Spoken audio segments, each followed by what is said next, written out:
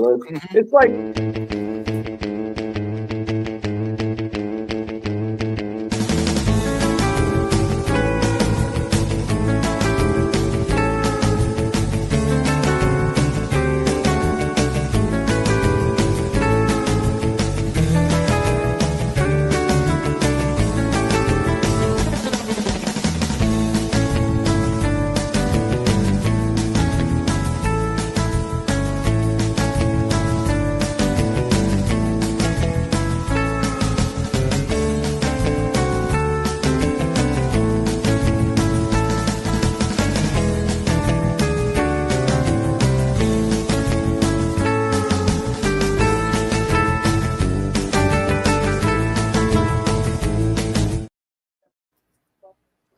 Welcome to a Wednesday edition.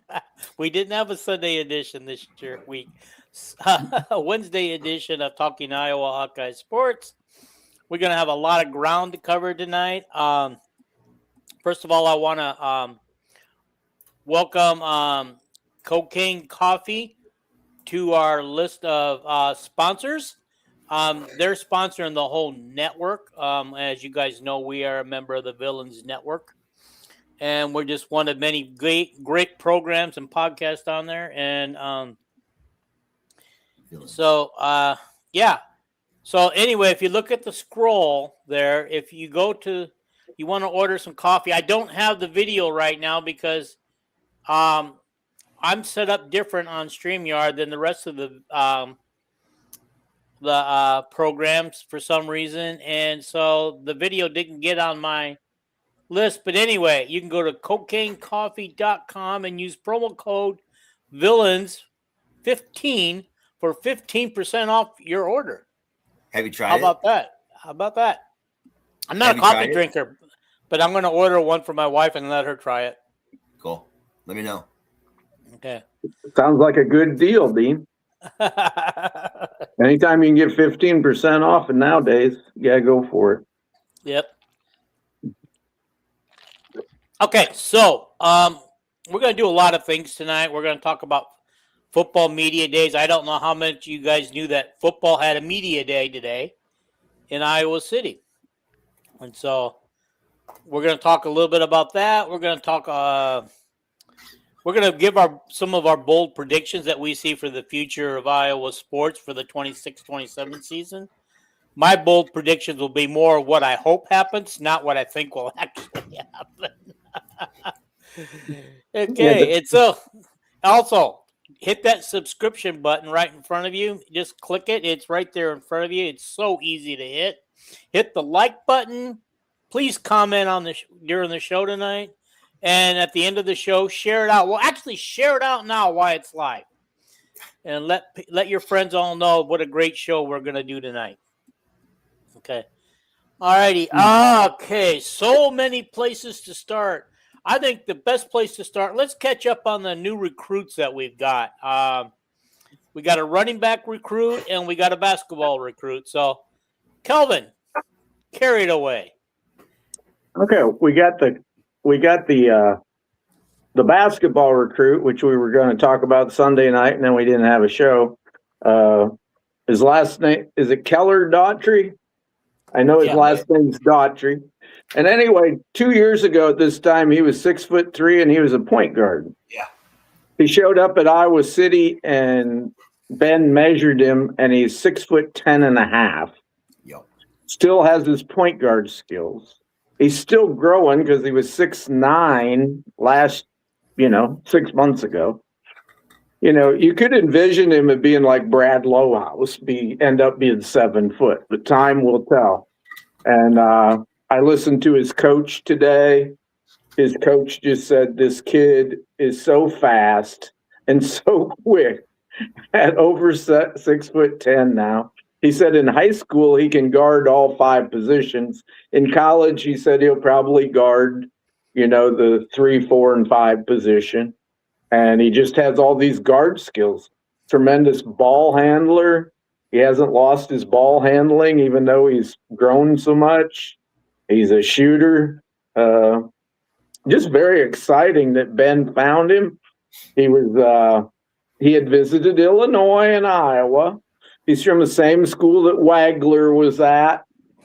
You know, Wagler, Ben McCollum found him for Drake, and then he became too big and ended up at Illinois and is a one and done and probably going to be a top 6-7 pick in the NBA draft. And this kid is it's very exciting, you know. Ben loves keeping guys secret. Yeah. Wouldn't it be cool?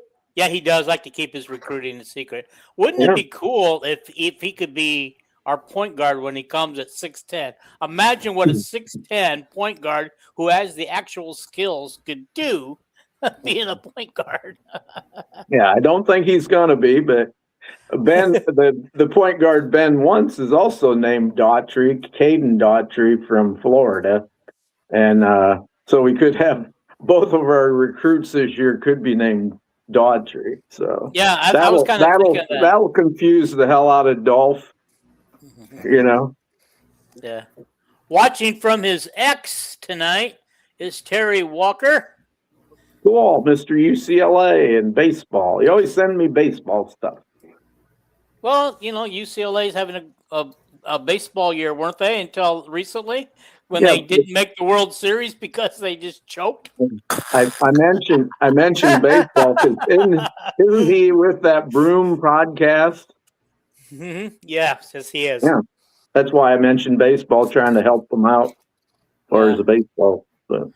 Yeah, I'm sorry, Terry. I didn't mean to make fun of UCLA after being ranked number 1 all season, not making it to the World Series. Yeah. Okay. All righty. So let's talk about the running back. Yeah. Kayon Thomas, who was my favorite running back that we were recruiting, and I'm sure he was Iowa's favorite. He's very quick. And the thing that separated him from the other running backs we were recruiting other running backs that were like 5'11", 180 pounds.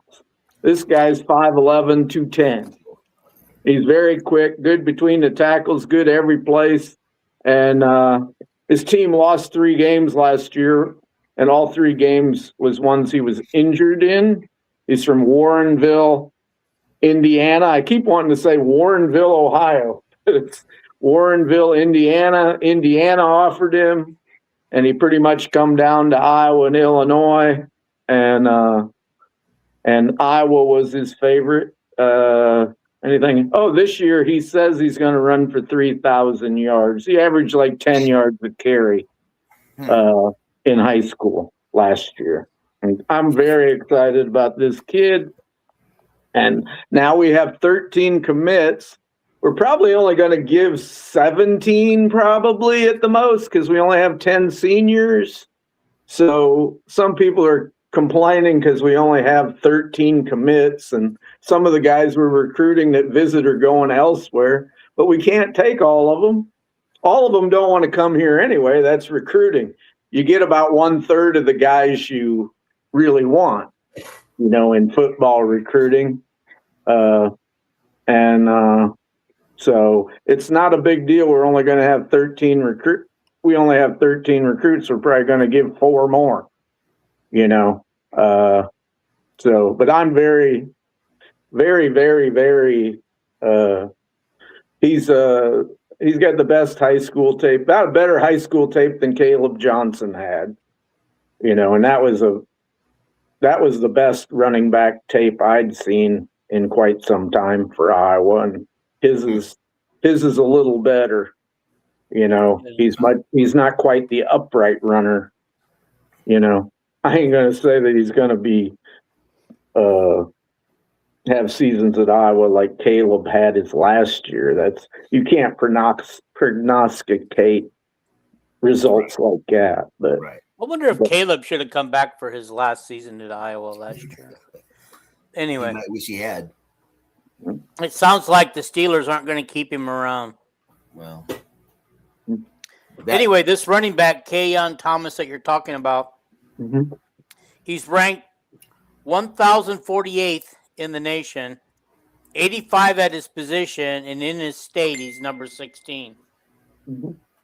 Okay. We might get our commercial during the show, guys.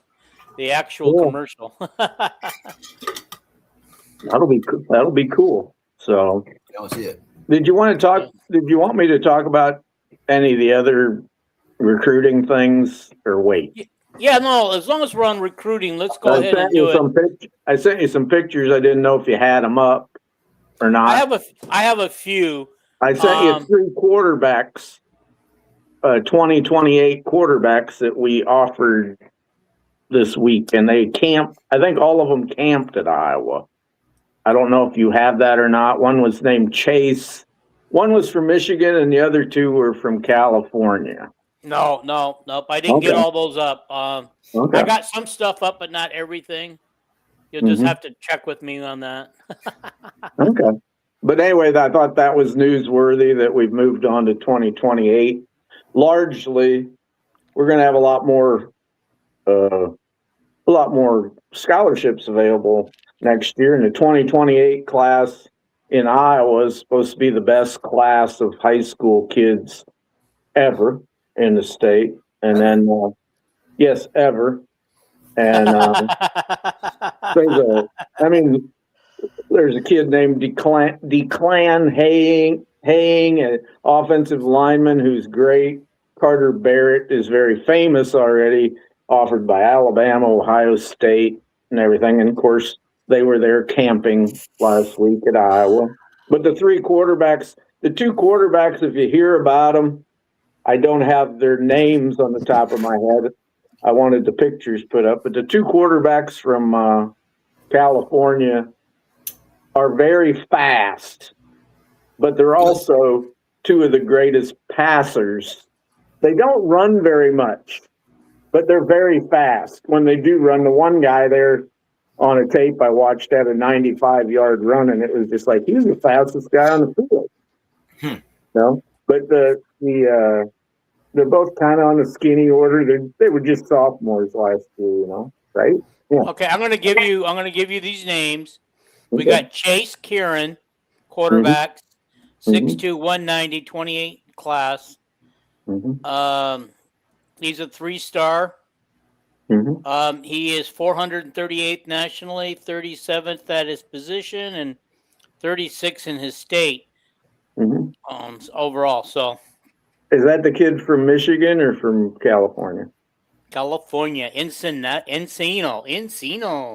Yep. He throws the ball real good, but the other kid don't weigh as much, but he is like, if Rick's seen him throw the ball on these tapes, it's like you've never seen anybody throw the ball like that in your life. It's like, it looks like magic, it's like magic. How do you throw a ball like that? But it's weird. And he can really run, but his team doesn't have the quarterback run. And he's very skinny, But again, just sophomores in high school. But anyway. It's pretty good. Okay, so then we got Grayson Thurston out of Michigan. Michigan. Okay. He'd be my 3rd favorite of the 3, but he's more of a Midwestern quarterback, tough and not this magical thrower, but just an okay thrower of the ball. Following up on the Caleb Johnson thing, Bob Huffman says after Caleb Johnson fumbled on that kickoff, he barely saw the field after that for the Steelers. That's what I was going to say. Glad he might be moving to another team. I think he has another shot, but I heard that Aaron Rodgers was responsible for him being benched. And I don't know why, because that didn't have anything to do with Aaron being on the field.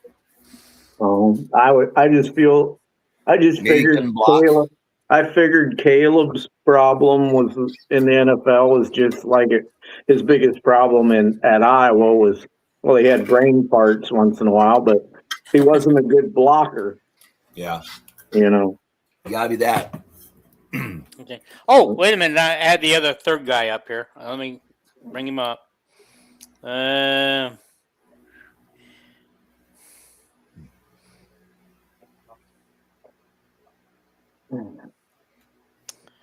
you send so much stuff, man. I know, but I sent the pictures to your messenger, Dean Crean, and underneath I said, use these tonight. Had some girls, underclassmen girls basketball players that visited Iowa this week. Yeah. Okay. So wait a minute. Let me find him. Let me find the last one. Jackson Carper. Yep. He's the one with the literally magic wand for an arm. This And one, this one I might try to see play this fall because he's at St. Bonaventure in Ventura, California, a short 2-hour drive from my home. And my wife and I like to spend a lot of time in Ventura. Yeah. But yeah, I've gave you the rundown. Then I'm gonna sit there with my big Hawkeye gear on so that he can notice it. Yeah. It probably reminds you a lot of the guy for UCLA. I can't say his name. He went from Tennessee, Lakamaleva, whatever his name is. I'm gonna want to leave you. Yeah, I mean he's really skinny. Like I imagine them two kids as sophomores were very similar, very skinny, but very fast runner and magic arm. And so. You want to talk about any of the women's recruits? Yeah, we had two 2029, or were they 2030 visitors?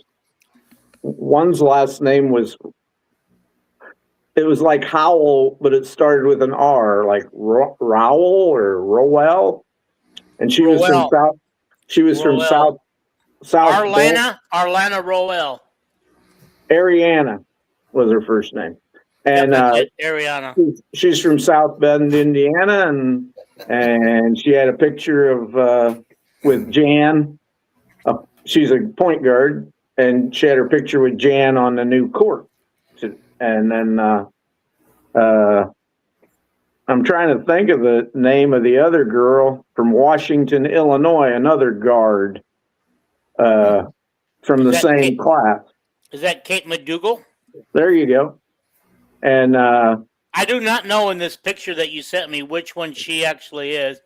She's a little taller than Ariana Powell. Yeah. Wait a minute. Is that Ava in the middle of that picture? I think that girl was just pictured with Jan in the picture. But no, I was talking about McDougal. I know you sent me a picture that she shared herself on her Facebook or Instagram, and there's 3 girls. I don't know which one of the 3 she is, but the one in the middle looks like Ava. Okay. She'd be towering over her if it's Ava. I don't remember the picture. I thought it was her mother and No, because the one girl's of color. So is she a blonde? What? And she is taller than Ava. That's not her. Ava Hayden is 6'4". Yeah, well, this girl's about an inch taller than Ava. And then and Ava, if this is Ava, and then on the left side is a girl of color who's probably, I'm going to say, based on if that's Ava, about 6'1". I don't know what picture you're talking about, Dean. But anyway, well, you sent it to me. Show the screen. Yeah, I sent you several. Usually, you put the pictures up on screen so we can see them. Yeah, but, let's see it. This one I don't have. What? It's not Ava. That looks like. That's not Ava. I don't know who they are. Yeah, okay. That's not Ava though.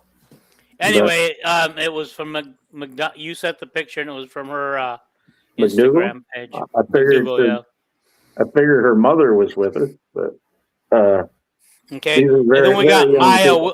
Then we have Maya Wilson, who has a whole mess of offers. Yeah, she's a 6'3" power forward type, and she's from Minnesota, and she'll probably go to Minnesota or Iowa. And Yeah. she's her and her sister, who's younger, they both visited at a game this year. When we had all them recruits come in for that game where Soybert came in, but she's in that running with Nation Williams and Manyow to get that Class of 2027. Yep. I can't believe that all the 27s haven't been committed yet, but I always think that they should be committed during the summer, but that's me. That's my old school thinking. Things don't happen like that anymore. Well, the girls that know they want to come to Iowa will commit as soon as they get a committable offer. Nowadays the girls up in Minnesota, it's tougher now with that Minnesota coach, and the Minnesota girls team is up and coming. And I could bet you $1 million if after one season Greenway doesn't like Kentucky, she'll be going to Minnesota with her sister. I don't know. I think her sister visited Vanderbilt the other day. So. Yeah. What did it? I mean, it's just like all of a sudden we got these teams that are up and comers that never used to be. We got Vanderbilt, Minnesota. Well, Vanderbilt's had a way better basketball program than Iowa over the last 30 years. Okay, my bad. I just hadn't been hearing about Vanderbilt. Yeah. Probably because they were in the SEC conference getting hammered by South Carolina and LSU and Tennessee. When Brenda Freeze was at Minnesota, I don't know if they won the national championship. I know they went to the Final Four 2 years in a row, I think. But Maryland had a pile of money for Brenda Freeze, so she left the northern state of cold and snow to the wet state of Maryland. The famous Jelena Guy from Clinton, she gave a long dissertation in an article I read today about her favorite schools, and she had like 7 of them, and Iowa was mentioned, but she sure bragged up Texas and the California schools, USC and UCLA, and she bragged up Illinois because she said that coach at Illinois is from my hometown, Little Clinton, Iowa. So it's hard to tell where she'll go. I guess. Yeah. All righty. Anything else along those recruiting lines before we move on? Nope. We know the other basketball recruit's gonna be a point guard, and it's either gonna be Jaden Daughtry. That's who Ben, they say, is favored. TJ Jameson left Iowa maybe this morning from his visit. He's from Louisiana. He probably won't come to Iowa, and I don't think he's Ben's favorite, but he's an All-American. All these point guards are top 6 point guards in the country. And then there's Jackson Davis from Chicago, and then there's Jalen Davis is my favorite one. He's 6'3". The other day he had this big game where he was going up against this powerful team in a camp, and in the first half he scored 30 points. And he's from Bremerton, Washington. And I got a friend who went and took pictures with him last fall during a prep game. And my friend is going to go try to visit him again and find out. Everybody says Gonzaga, Washington, UCLA, Arizona, Oregon, Iowa. But he sure likes Ben. If you're a point guard, who you want to play for? Ben McCollum's a really good choice, I think. But. Okay. Well, I got to give Ben and Jan both credit. They are swinging for the fences, and they're not quite retrieving it. I mean, they're getting a little bit of a nibble, maybe a ground rule double off of the fence right now. But we want to hit some home runs out of these guys. We need to see some of these guys come. And I know that you think I'm being negative that we're swinging for them and we're not getting them. Well, we got We got Ethan Harris and Trey Thompson last year, and Jaden Kuhn. Those were three guys that are borderline four. Some of them were 4 stars. Kuhn was probably a borderline four star. So Ben's hitting pretty good batting average. In his short term, he hasn't been at Iowa as long as Jan, you know. Yeah. But. Well, I would say that Ben's hitting a better average than Jan is right now. So, yeah, I mean, this is a different era of college sports. And, man, I mean, they're not messing around right now, those two. You know, and it's just like they're going after it. They're getting after it. All righty. Let's talk. I mean, well, you know what? Let's change the subject a little bit. And Rick had something he wanted to throw out to you guys to see if you guys can answer it. Please answer in the comment what he wants to know from you guys. Well, the question is, for the College Football Hall of Fame, 3 Iowa Hawkeyes were nominated: Dallas Clark, Brad Banks, and Adrian Claiborne. You can only pick 2. Who are they? There you go. They can only pick 2 players of the 3. I just hope at least one of them get in. Who would you pick, Dean? You only pick 2 of them. And why? I'll pick Banks. Okay, and why is that? 2 reasons. He had us on the verge of well, back when it was 2 playoff teams. He had us on the verge of that, so we were very close.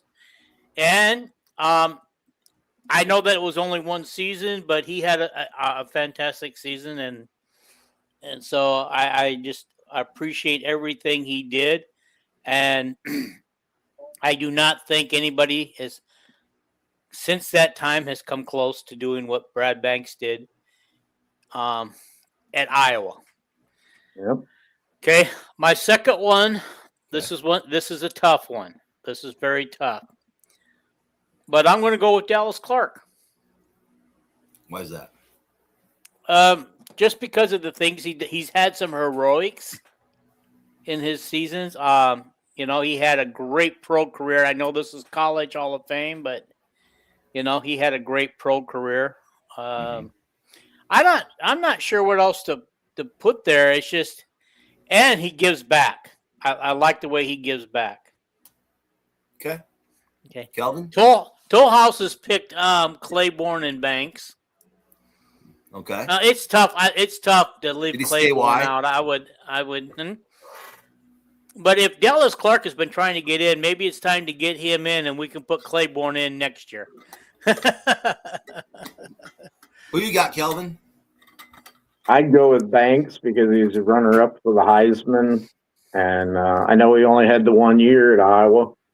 You know, that he was a starter. He was only there 2 years, but he's the runner-up for the Heisman and the best quarterback since Chuck Long.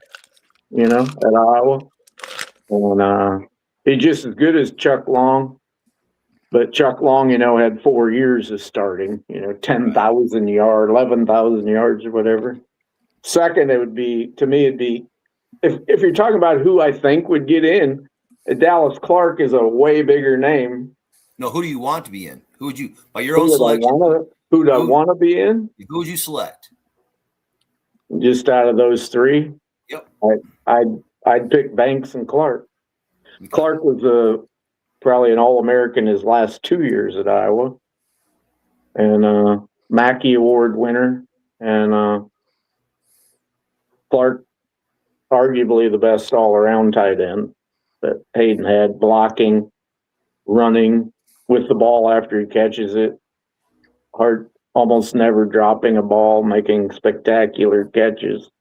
So Claiborne was obviously a great player. It's hard to, you don't want to say, oh no, not him, because I'd be overjoyed. The question was, Iowa has 3 nominees for the College Football Hall of Fame: Brad Banks, Dallas Clark, and Adrian Claiborne.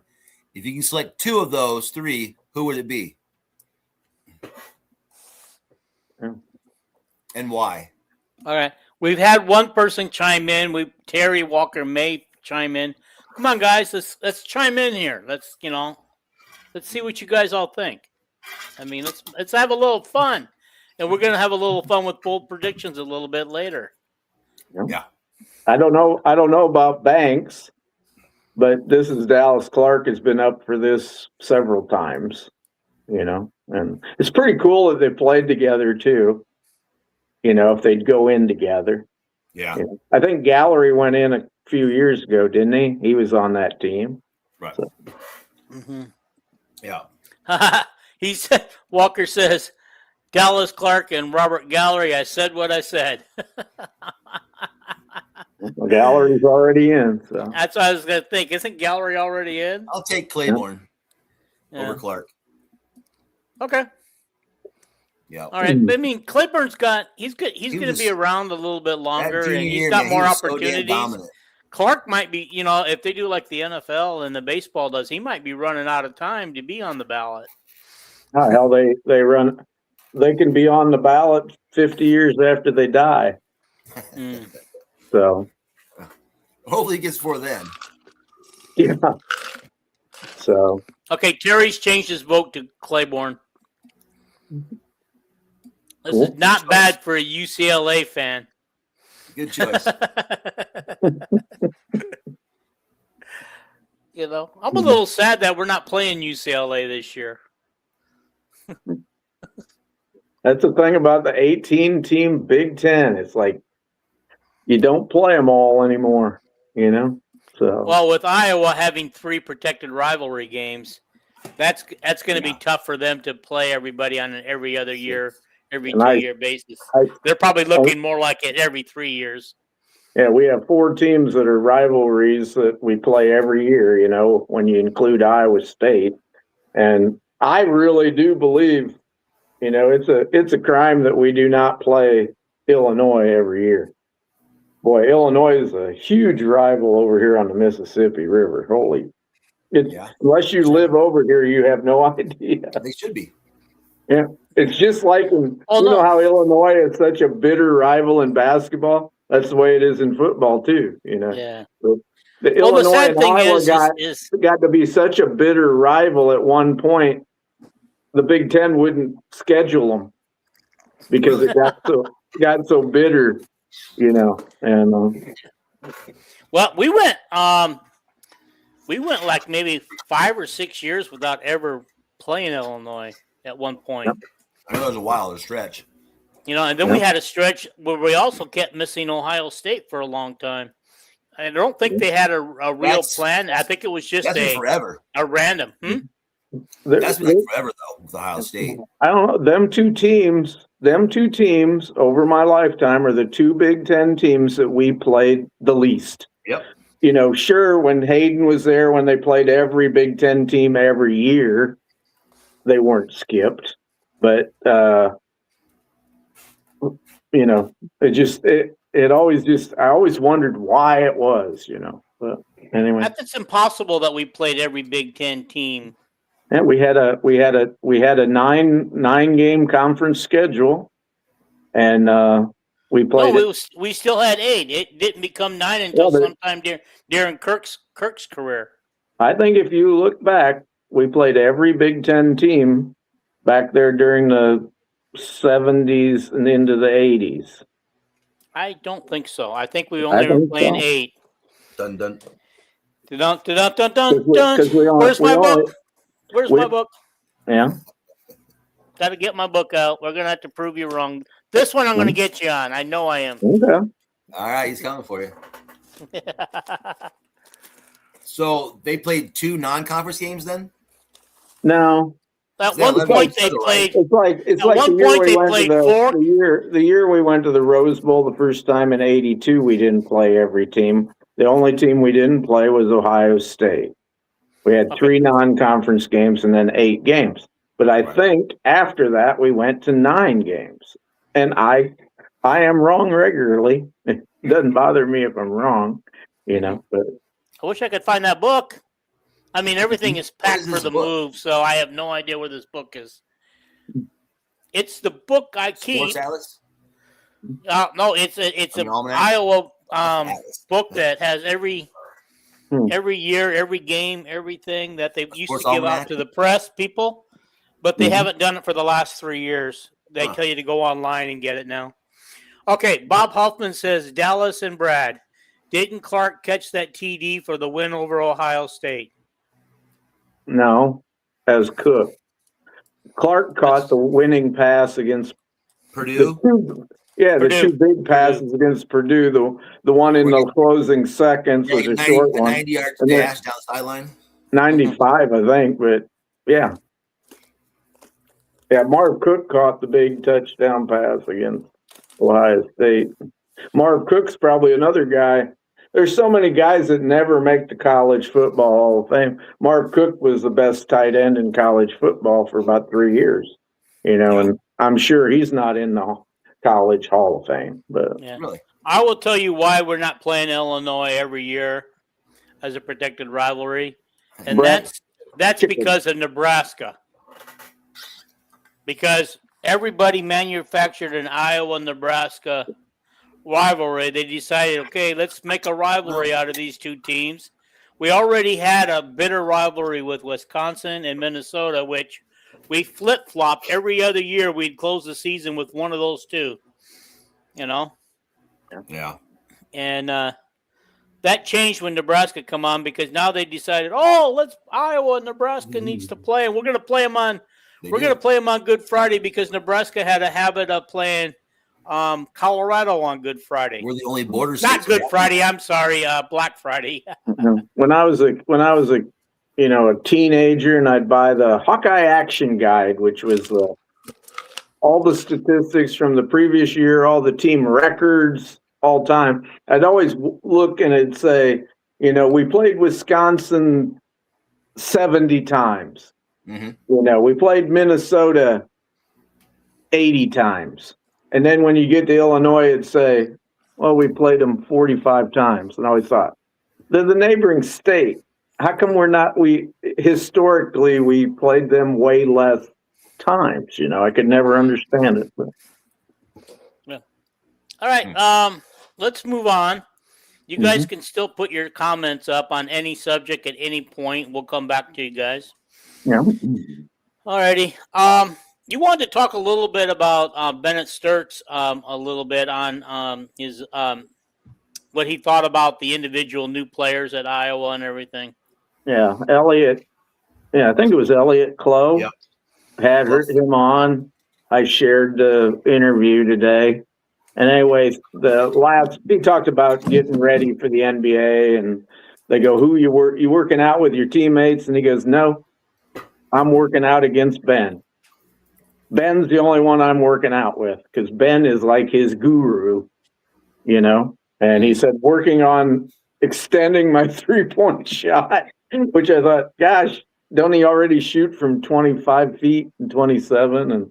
And he's trying to gain strength and everything and do what the pros want him to do and everything. But the thing that just I loved about it, the last 10, 15 minutes of the interview was his opinion watching the guys practice right now. Right. And you heard that, Brad?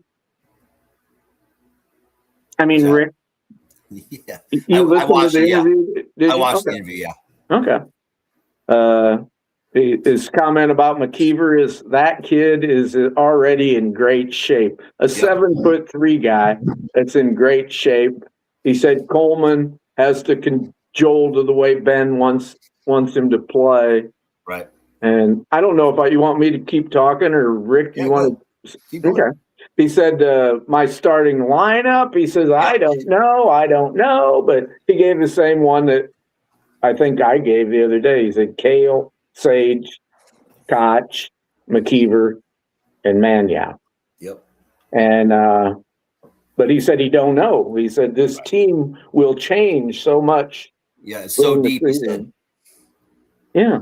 And he just bragged up so many of the players. I mean, he said even McCollum's kid could be good this year. Yep. What? Yeah. Yeah. He was all-state point guard for the state championship. I mean, he's got to be good. How good I don't know yet, but he's got to be good. Sounds like he's a clone of his dad's. He's like the most competitive, hardworking person in the room. Yeah. It's funny. He looks like a young version of his dad with hair on his head.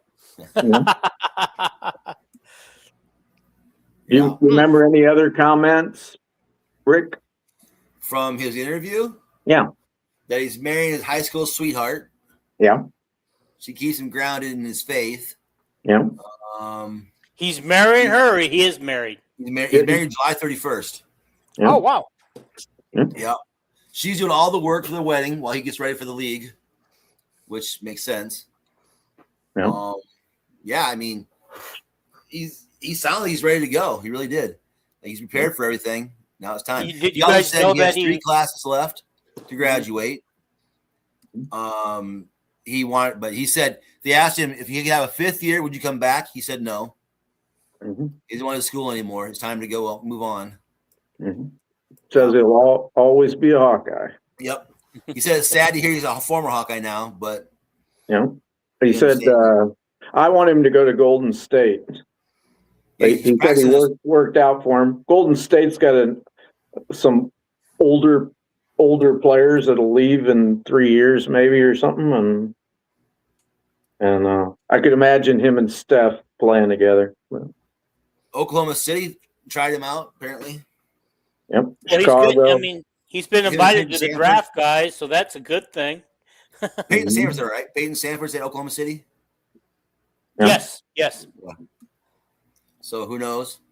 Yeah. And some team that did not have him travel might draft him. Yeah.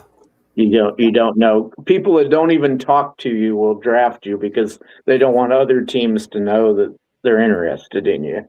So he named Koch as his guy that he thought was going to explode this year. Said he's the team leader right now, has really matured in all facets as far as leadership and his game. Yeah. And he's high on Combs. He's going to be a super player. And he said when I was a sophomore for Ben, we didn't really have the point guard duties were shared. We had multiple point guards on the court at the same time. And he said, we may see that this year, which I would expect too. But yeah, I think we kind of talked about that a little bit between Combs and whoever actually takes the other point guard spot. He said we got a lot of point guards. He mentioned Sage and Peyton McCollum. It's so hard to, Sage being a point guard, I just never saw that coming. He was bringing the ball up the court at the end of the season, Yes, yes, he was. Yes, he was. So, wow. Did he mention anything about Banks? Did anybody ask him what he knows about Banks? Actually, it was, I heard Tom Kakert. Is that his name? Yeah. He was on the Locked On Hawkeye Guys podcast. And he said, his words were, I believe that ship has passed. He's gone, huh? Yeah. Okay. Unfortunately. I will wait for Ben to say it. Ben don't tell nobody anything.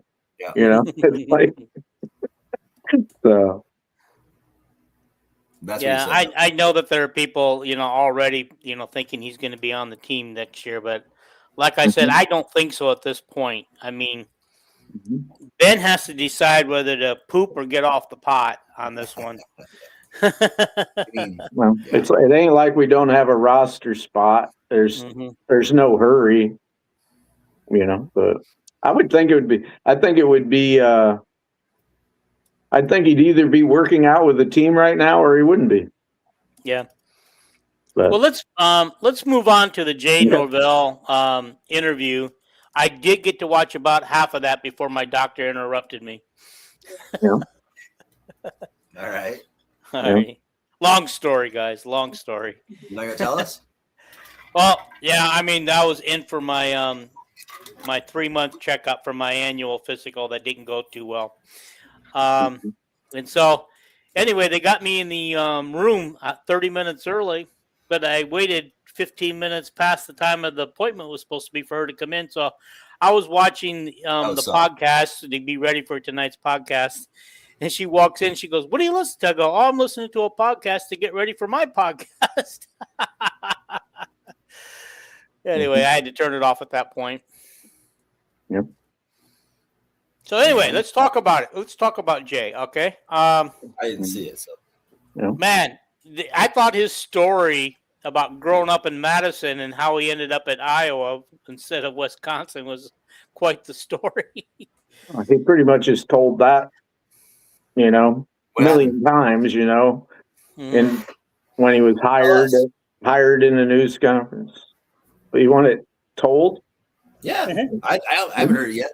His dad was an administrator at Wisconsin and helped bring Barry Alvarez to Wisconsin, and he'd go to school with Richter, the famous football player at Wisconsin, and that was the athletic director, but anyway, Hayden Fry, he was being recruited out of high school, and Hayden Fry came one of the worst snowstorms in the history of Wisconsin. He's supposed to be there at 6 a.m. in the morning, and at 6 a.m. in the morning, just before 6 a.m. in the morning, the vehicle drove up with Hayden, Bernie Wyatt, Dan McCarney, Alvarez. I don't know if there's talk about the who's who there. They all went to this. They were all there. They all walked in, and when Hayden left, he told his dad, it was kind of an upset, to go to Iowa. They didn't have any Hawkeye ties. And he says, "I think I'm going to Iowa, Dad." And Dad goes, "Why?" And he said, "They're a bunch of winners.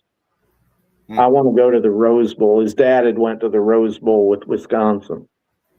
Anyway, and that was pretty much the recruiting story. And he never played until his fifth year at Iowa. He came in with Chuck Long, that recruiting class, and Jonathan Hayes and that bunch. That his first year at Iowa was also Kirk's first year at Iowa, 1981. They went first winning season in 20 years, and they went to their first Rose Bowl, and so Jay got to go to 2 Rose Bowls. Didn't play till his senior year, and the 4 safeties, his position, strong safety, whatever it was Bobby Stoops, Mike Stoops, Jay Norvell, and the freshman was young Stoops that just got fired at Kentucky. Oh. Mike Stoops. Not Mike. Mark. Yeah, Mark Stoops. And he said, so my safety position over there, we had 4 head coaches. Ended up as head coaches. He said Bill Brazier was the best coach anybody ever had, who was a defensive coordinator at that time. And let's see what else. And of course, his senior year, he had 8 interceptions and was all Big Ten. And then he played for the Bears as a linebacker. His dad ended up being athletic director at Michigan State University. His dad and mom one time at Michigan State University met Muhammad Ali, and his mom was like a beauty pageant gal, tall and beautiful, and Muhammad Ali was hitting on her. Nice. And Merritt Norvell, his dad, walked over and introduced himself, and Muhammad said, "Well, who are you?" He said, "I'm the guy that you're going to knock out tonight because you're hitting on my wife." And all 3 of them just broke out in big laughter and smiles, and somebody clicked a picture, and Jay Norvell keeps that picture wherever he coaches. It's in his office, and it still is. But that was all repeating everything, all the places he went and coached with Tom Moore at Indianapolis, and he said Tom Moore's just a historic coach. Yeah. Ask Peyton Manning and the Pittsburgh people and all this stuff, and he said he talked about how he got the job at Iowa this time. He come back to be the honorary captain He had visited USC and Oklahoma and Michigan, maybe Ohio State, I don't know. And he come to Iowa to be that honorary captain. He met Kirk at the USC game. That was when he was with USC that week, watching them practice. And he met Kirk after the game, and Kirk says, "What are you doing, Jay?" And Jay had never been back to Iowa City to visit since he graduated. Wow. You know, that was 40 years. That's a long time. And Kirk said, Wait a minute. I want to ask you a question. What? You said that he had just met Kirk Ferentz, but wasn't Kirk a coach at the time? That's what I For just Iowa? said. I said him and Kirk met after the game at USC. And met he out, had okay. never. The only time he had ever come back to Iowa City was when he was an assistant coach at Iowa State on game day. He was with Dan McCartney. So You almost anyway, got that was the busy. first when he You comes. almost got it. Kirk invited him back to watch them practice for a week and be the honorary captain, the ex-player or coach that gives a speech to the team before the game for the Michigan State game. You know. And so that was the first time he missed all their 1985 and 1982 Rose Bowl reunions and everything because he was busy coaching. Ever since he got cut by the Bears, he went into coaching. And, Yeah, the story about him being, what do they call that, a spare bear? it was a spare bear.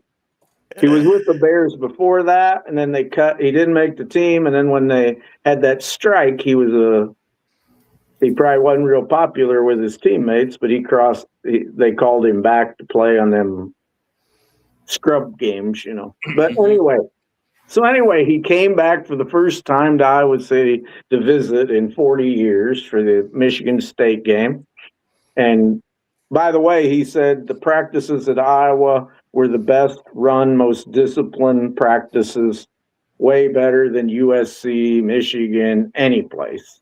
And he was just knocked over because he'd never been around an Iowa practice run by Kirk Ferentz. Well, maybe that's the reason why USC underachieves every year. That would be that's why it dawned on people, that's why Iowa competes at a lesser institution and wins 9 games a year. You know, it's because of discipline and hard work. And anyway, so Jay said he came back and Kirk says, "What are you doing?" And he says, "I'm just out visiting and I don't want to get out of coaching." And Kirk hired him as an analyst, and then the running back job opened up. And he says, "It's just amazing being at Iowa with Kirk Ferentz." And it's got himself a running back today officially. So Tollhouse makes a comment about that. Okay. Yeah. Tollhouse says, "I have always been a Jay Norvell fan. I'm tired of people bad mouthing the hire. Now that he got a running back, maybe people will respect him." They should respect him anyway. The only guy that ran down the hire that I know of, and I don't have anything against Corey Breda, but he did, and I argued with him live on his show, you know. And anyway, Breda had this thing was that Jay Norvell has never coached running backs. And I go on there. He was an OC for 15 years or something, you know. And Jay Norvell explained, Kakert said to him, "Well, you've never coached running backs, have you?" And he goes, "Well, I never ran a running back room because I wasn't a running back coach. But I called plays for 15 years. I was an OC. And if you're an OC, you coach the wide receivers. You coach the tight ends. You coach the quarterback. You coach the running back. Anybody with half a brain knows the only part of a team that you don't coach if you're an OC usually is the O-line. Because the an O-line coaches them, and they don't need an OC to tell them where to block on every play. But you gotta step in and tell the running backs exactly the footwork on this play, and you gotta watch. You gotta block the blitzing running back and everything. And when Jay Norvell said that, I just thought, God, we got to broadcast that to all the Budmeyer haters that said he never coached wide receivers when he was an OC, at Colorado State. So Budmeyer haters, you can take that. All right. Okay, I'm going to read a couple more comments. Let's get caught up. Tollhouse says, I saw him coach Nevada. They had a wide open offense that was fun to watch. Huffman says, I think Bennett was listed number 21 in the mock draft for what it's worth. Hink would like to know if you got any intel on Caden Daughtry. Caden Daughtry, just that he's Ben's favorite. And he loves Iowa, and Iowa has the money for him. Compete with. Right now, they're talking about Connecticut might be the team that's coming to spoil it at the last minute. Because UConn is a ridiculous elite program, but I think Daughtry sees Iowa as an elite program, and I wouldn't bet against Iowa. But man, okay. I'm having issues again clicking on comments, guys. I'll try to read them. Hink says, is Iowa basketball going to have another game in Des Moines? I read the article on 3 this week. They are rumored to be they didn't call it Alabama, but people believe it's Alabama. But it says an SEC team in Des Moines. Yeah, okay. The arena in Des Moines is already advertising an Alabama game. So. Are they really? Yeah. Then they got another game in Sioux City. Is that Xavier? Who is it? I don't know who it is, but no, it's Vanderbilt. Okay. Yeah. Nick Slick no, says that's the women. Oh, that's right. Yeah. Who is one they're playing? What? Who are they playing? The women? City? No, the men. I think it's the men Xavier. Are playing Creighton. They're playing Creighton. That's in Des Moines. But the Sioux City. I just said I think it's Xavier, but don't quote me. No, they're not. Xavier's on the road at Xavier. No, it's Virginia Tech. Maybe. I don't know. Has that game even been officially announced? Hell, none of this is officially I read announced. that. I read that, and I do not know. Nothing's officially announced yet. Oh, I know what it is. It's an ACC team. Which is Virginia Tech would be that. Yeah, Virginia Tech. They would cover that. Okay. Nick Slick, I was able to get his comment up there because he said the 2 Daughtries, these are the correct spelling. Yeah. Okay. Alrighty. We're just going to catch up. Okay. Alrighty. Where is Jay Norvell interview that you guys are referring to? I can't find it. Hawkeye report on 3 with Tom Kicker. Yeah. And he's going to have. I've been after Tom for a month to get Tyler Barnes, and in a couple of weeks he's going to get Tyler Barnes. So we'll have a rundown of every position group from Tyler Barnes. By the way, before hang on for a second. Let me answer this question from Nick Slick. Okay. The interview, you can also find it. I find it on YouTube, and I also find it on Spotify. And you do not have to be a member of On3 to watch it. Okay, go ahead. If you go to YouTube and look up Hawkeye Report, that's how you find it. But anyway, then Jay Norvell, they asked him about the offense, and he said it's ridiculous how explosive this offense is going to be this year. The wide receivers, great bunch of wide receivers, an upgrade. Both quarterbacks are really good. It's like really even and really good. Our offensive line is really, really good. And of course the tight ends, it's like he's very high on the talent we have. Anybody that looks at our running back room and you go, boy, Kamari Moulton's pretty good, returning starter.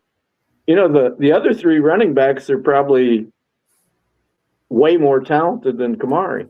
That's how good That's how good. And Jay Norvell coaches the running back room, and he said, "Boy, Xavier Williams is good."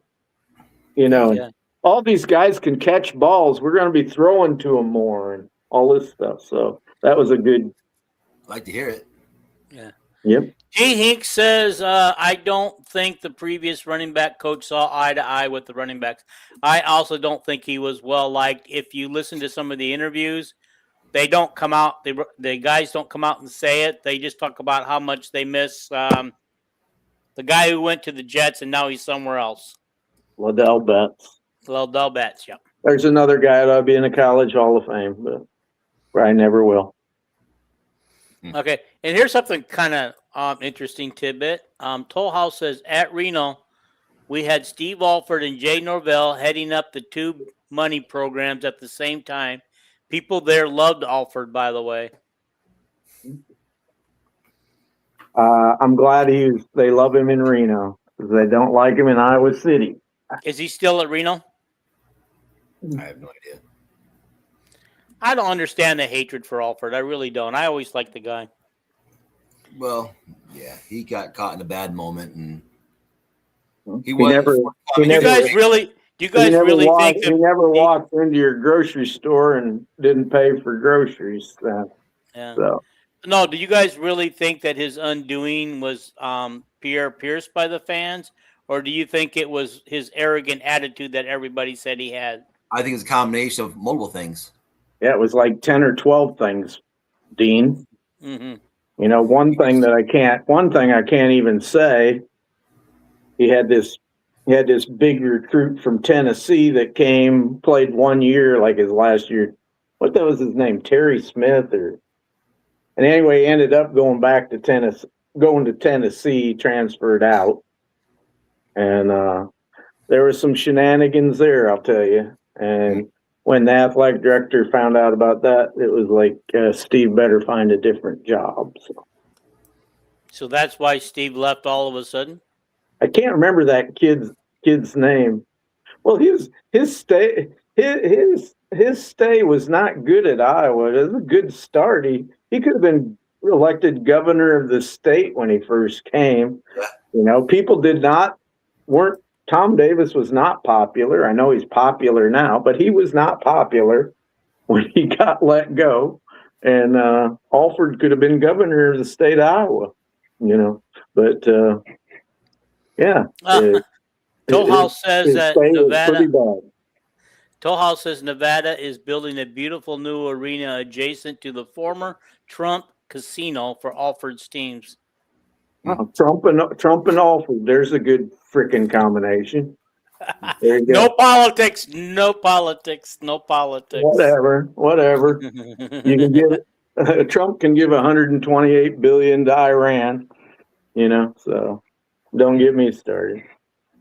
I won't get you started because I don't want to get myself started because there's some things I could say. And okay, moving on.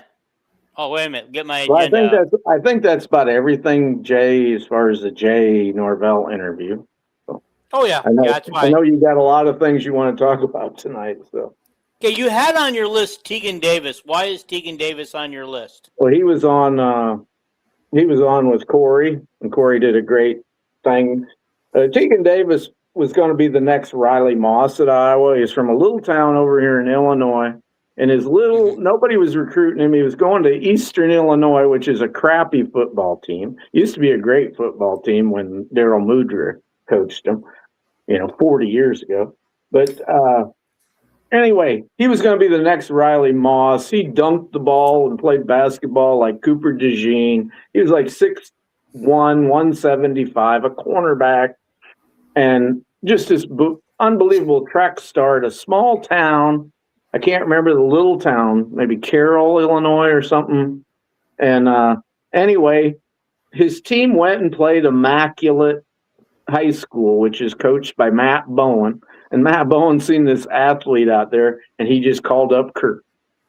And he said, you guys got to get this guy. So they got him like the last week of recruiting for the February signing day. And he was like the state triple jump winner and long jump and high jump in Illinois. And anyway, his senior track season, he didn't enroll in January because he wanted to win the state track again. And he did a triple jump. And when he planted his leg, his knee totally dislocated and tore up everything about his knee. They said it was like the worst. The local doctors didn't even know what to do about it. And he also, so Kirk said, don't worry, we're going to give you a scholarship. You come here, and our doctors are going to take. And it took a bunch of surgeries on his knee, all the ligaments. I think he said 10 or something like that. And anyway, and he also had drop foot. Do you guys know what drop foot is? No, I do not. It's when your foot just dangles down and you can't move it. So they operated on that, did all that, tried getting his nerves to regenerate. And he came back after several years at Iowa. He stayed on the football team and rehabilitated. And he did, after a couple years, come back and practice, but it just wasn't the same. And this year he got a medical hardship like Ava Jones did, where she can go to Iowa. She just can't play a sport at Iowa anymore. And that was the whole story. It was just unbelievable what he said. His surgery and all them surgeries, he got down to 138 pounds. You know, he said he would just look like a bag of bones. And he said, but the Iowa guys and Kirk took care of him, and he just loves Iowa and everything. But that was I thought it was a touching story, kind of a heroic story by the young man. And I'm glad Iowa took care of him and let him come to Iowa. You know, it'd been like his fourth year this year at Iowa, but they let him stay. And that's all right. Here's an interesting question. If anybody wants to tackle it, Tohal says, off topic, can anyone tell me why Duke Slater? Why Duke Slater? Why what?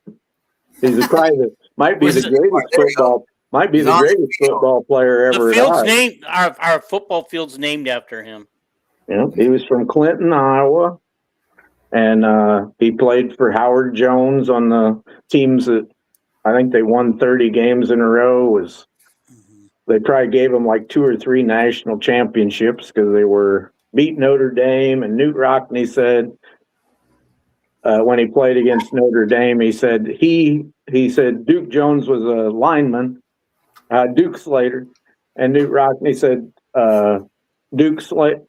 He said, we tried to block him with 3 guys and we couldn't. Then he went to the NFL, and the first 50 years in the NFL, he was named on the all-time NFL team, the only black man on the first 50 years NFL team. But they never put him in the NFL Hall of Fame until just a couple years ago. And also, he became the first black judge. He studied law at Iowa, and he became the first black judge in Chicago, first black judge in the state of Illinois. Nobody downstate Illinois was going to let a black man be a judge. Right. But is it possible that, I mean, of course, you know, Tohal says he's not even in the top 10, but top 10 what? Top 10, I guess, of in football. I don't know. Here's the thing. Could it be because he was a black man playing a white man's sport, which was a white man's sport at that time? Every all-time Iowa team that's ever been voted on, the first 50 years, first 75 years, first 100 years, Duke Slater is on it with Cal Jones and Alex Karras and Mike Enich, as would have been the lineman. Now it would have Robert Gallery on there too. I don't know what he meant. Not even top 10 what? I don't know. But. Okay. All righty. And he's in the Pro Football Hall of Fame and the College Football Hall of Fame. The field we play on is the Duke Slater Field. And hey, question. Well, never mind. Let's move on. I And want he to keep played the for show the Chicago. He played for the Chicago Cardinals in pro football, which was a terrible team. But he was first team All Pro about every year he played in the moving. NFL. Did the Chicago Cardinals become the St. Louis Cardinals, who became the Arizona Cardinals? Yep. Yeah. Yeah. Okay. Toll House says top 10 all-time Hawkeyes. Okay. Let's move on. Let's keep this show moving. Let's move on to let's talk about the media day interviews that some of the players gave today, and let's kind of mention some of the things that they talked about. Okay. They had 9 different guys. Do you want me to talk about it, or did you listen to some of it? I didn't listen to any of it. That's why you're going to do it. Okay. The 9 guys that they interviewed. And Rick can chime in too if he heard any of it. Yeah.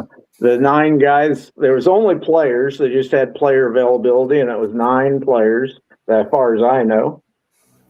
Kamari Brown, Lauk, Pieper, Vanderzee, Deshaun Lee, Watson, 2 starting cornerbacks, Hawthorne, and Hubert, who must be probably the 2 defensive tackles that might start. Buffington, and they didn't have Montgomery because he's on a leadership convention, I think, right now. And then Myslinski. So they had 3 offensive linemen. The key things, Kamari Brown, the thing that he said that he was not recruited at all out of high school. He went to high school during COVID, and it was hard to do academics during COVID where he couldn't go to school. So his grades were really bad in high school, but he turned it around at the end. And Kamari Brown, he went to Elon, which is where it's where Marco Linez is now. And something I didn't know, but he said Coach DeMarco at Elon is from Iowa. And I thought, Coach DeMarco, and here he was the guy right under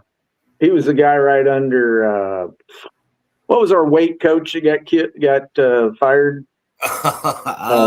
Coach. Anyway, DeMarco was right there with Braithwaite as his main assistants. And DeMarco runs the weight program at Elon, where Marco Linus is. DeMarco did. Mm-hmm. So I looked up DeMarco, and yeah, that's where he was from Iowa. And he said, and DeMarco bragged up Iowa to him, and he said as soon as he visited Iowa, all the other people, that's where he was going to go. And what else? He said he's getting along good with the new system at Iowa and everything. And so he was All-American. First year at Elon, he kind of struggled. And the next year, he had like 25 sacks. So that got him to Iowa. Stop for a second. Why are people bringing up Chris Doyle and Bobby Huffman? Says story sounds like an Iowa way of treating people. What? Well, these are the comments people are making. I had to step away for a minute. Well, I explained. We couldn't remember Coach Doyle's name. Okay. Is why they put up Coach Doyle. But the weight coach for Kamari Brown at Elon was the ex-Iowa coach DeMarco, who was coached with Braithwaite, and Doyle at Iowa. So that's why they're bringing up. That's why they're bringing up Doyle. So. Other highlights, Lauk. What did Lauk say? Oh, Lauk. He thinks the defensive line is going to be as good or better than last year. He practices against them, and he said by fall they'll be as good or better than last year, which everybody thinks the defensive line's the weaker part, you know? And I just figure Kelvin Bell always has a good defensive line. We'll probably be good again. If Lauk is right, boy, watch out for Iowa. So Pieper, he said that he just loves everybody at Iowa. Him and Lauk both said, and Brown said he came to Iowa because as soon as he meet Kirk Ferentz, it's like, God, what a great guy. He said He said, the only thing I knew about Iowa growing up was they had a great coach, very successful. And Lauk and Pieper said, they could have went to the NFL last year. Pieper would have probably been a late first-round pick, and he said he didn't even think about it. He said he wants to play for Kirk Ferentz as long as he can. I doubt if he plays as long as he can, because this year he's no way he's going to turn down that money again. So, was Pieper just a junior this year? Yeah, a redshirt junior, him and Lauk, but they'll both. There's no way they ain't going to NFL again. And Indiana tried buying Lauk and Xavier Williams. Tried buying them over not to come back to Iowa. 2 Indiana boys, but they told Signetti to stick it, and they're going to stick with Kirk. Pieper said he's getting along real good, snapping the ball. Making the calls, the blocking calls, and everything. So, hey, there's our first bold take. What? T. Hink said that's a bold take that the defensive line is not going to be good this year. The bold take would be that they are going to be good. That's what he's saying. He said that was a bold take by the player. Well, the player would know a hell of a lot more about it than us, me and you that sit on our butt and think about it. They actually practice against them. So, Lee and Watson, they just talked about Phil Parker and the progress that they're making on a daily basis, and how some of the young players are really buying in. And he said VD and Darian Jones, I think it was Watson who commented on them that they're going to be very good players. They make mistakes at this time, but they're learning from them. Vanderzee, they asked him about which quarterback, how do they throw the ball? Do they throw it different? And he said, no, I don't know. He said, I don't notice any difference. He said, I just run my routes and I go up and catch every pass. He said, I don't even pay attention to which guy's throwing it. He said, and he said, they're both very good. He said, he has no clue. He says his best friends in college ask him who's going to be the quarterback. He says he has no clue, but he says I'd be very positive about either one of them. He said there's no real difference in them, in his opinion. Hawthorne talked about. They asked him what he knew about Olabaju, the other big guy, transfer defensive tackle, and the guy that asked the question must not have knew that they went to high school together up in Minnesota. But Hawthorne didn't mention that, but he said, he's a big physical guy, can really stop the run. He said, we're just learning discipline and technique, probably to get kind of more pass rush from him up the middle, but Iowa usually don't get much pass rush up the middle. And he said the defensive line's fine. Hubert, not a lot from him. He just talked about being from Omaha, a walk-on. And now he's a senior, going to play probably. Mislinski, he talked about his struggles with his brother with cancer and his injuries. And he said the coaches stood by him all the time through his terrible injuries. And I think they were leg injuries and stuff. And he says he loves Iowa, and the offensive line room is just so close. And and he said Janowski, who's in his position group of center and guard, he's a kid that had cancer last year. He said, I'm more proud of Janowski and my brother for fighting cancer than I am for battling through injuries. They had a lot tougher road than I did. And Cam Buffington, the next probably budding superstar, he talked about he's working on everything like Iowa, every player does. And he gave Seth Wallace a big credit for recruiting him out of high school, because they just played. What did they play? 8-man football at Winfield Mount Union. I think it's 8. Is 8 the number that the Right. little schools play? Yeah.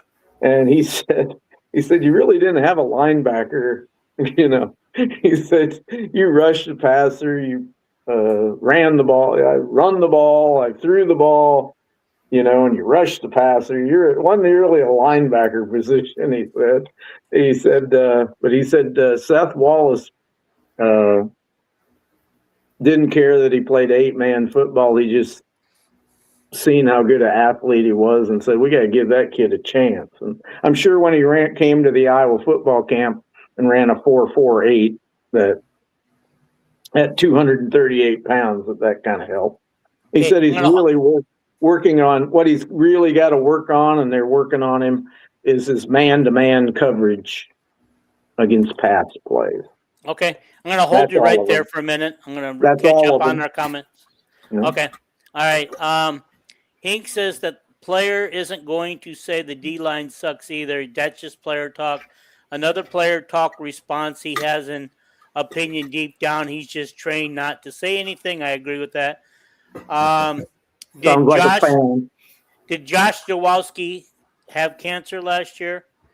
Yeah, Josh Janowski. I talked about it on a podcast a year ago. So. Yeah. Cam Buffington is going to be a good one. Looks like a linebacker. Okay. All right, guys. When we recruited Janowski, not Janowski, but Buffington, we had a recruiting show, and everybody was talking about Weiskopf was this 4-star linebacker, and Reese was good. And on that podcast, I said that Buffington was D1, you know, and he is D1, and he's going to be an NFL linebacker for a long time. So.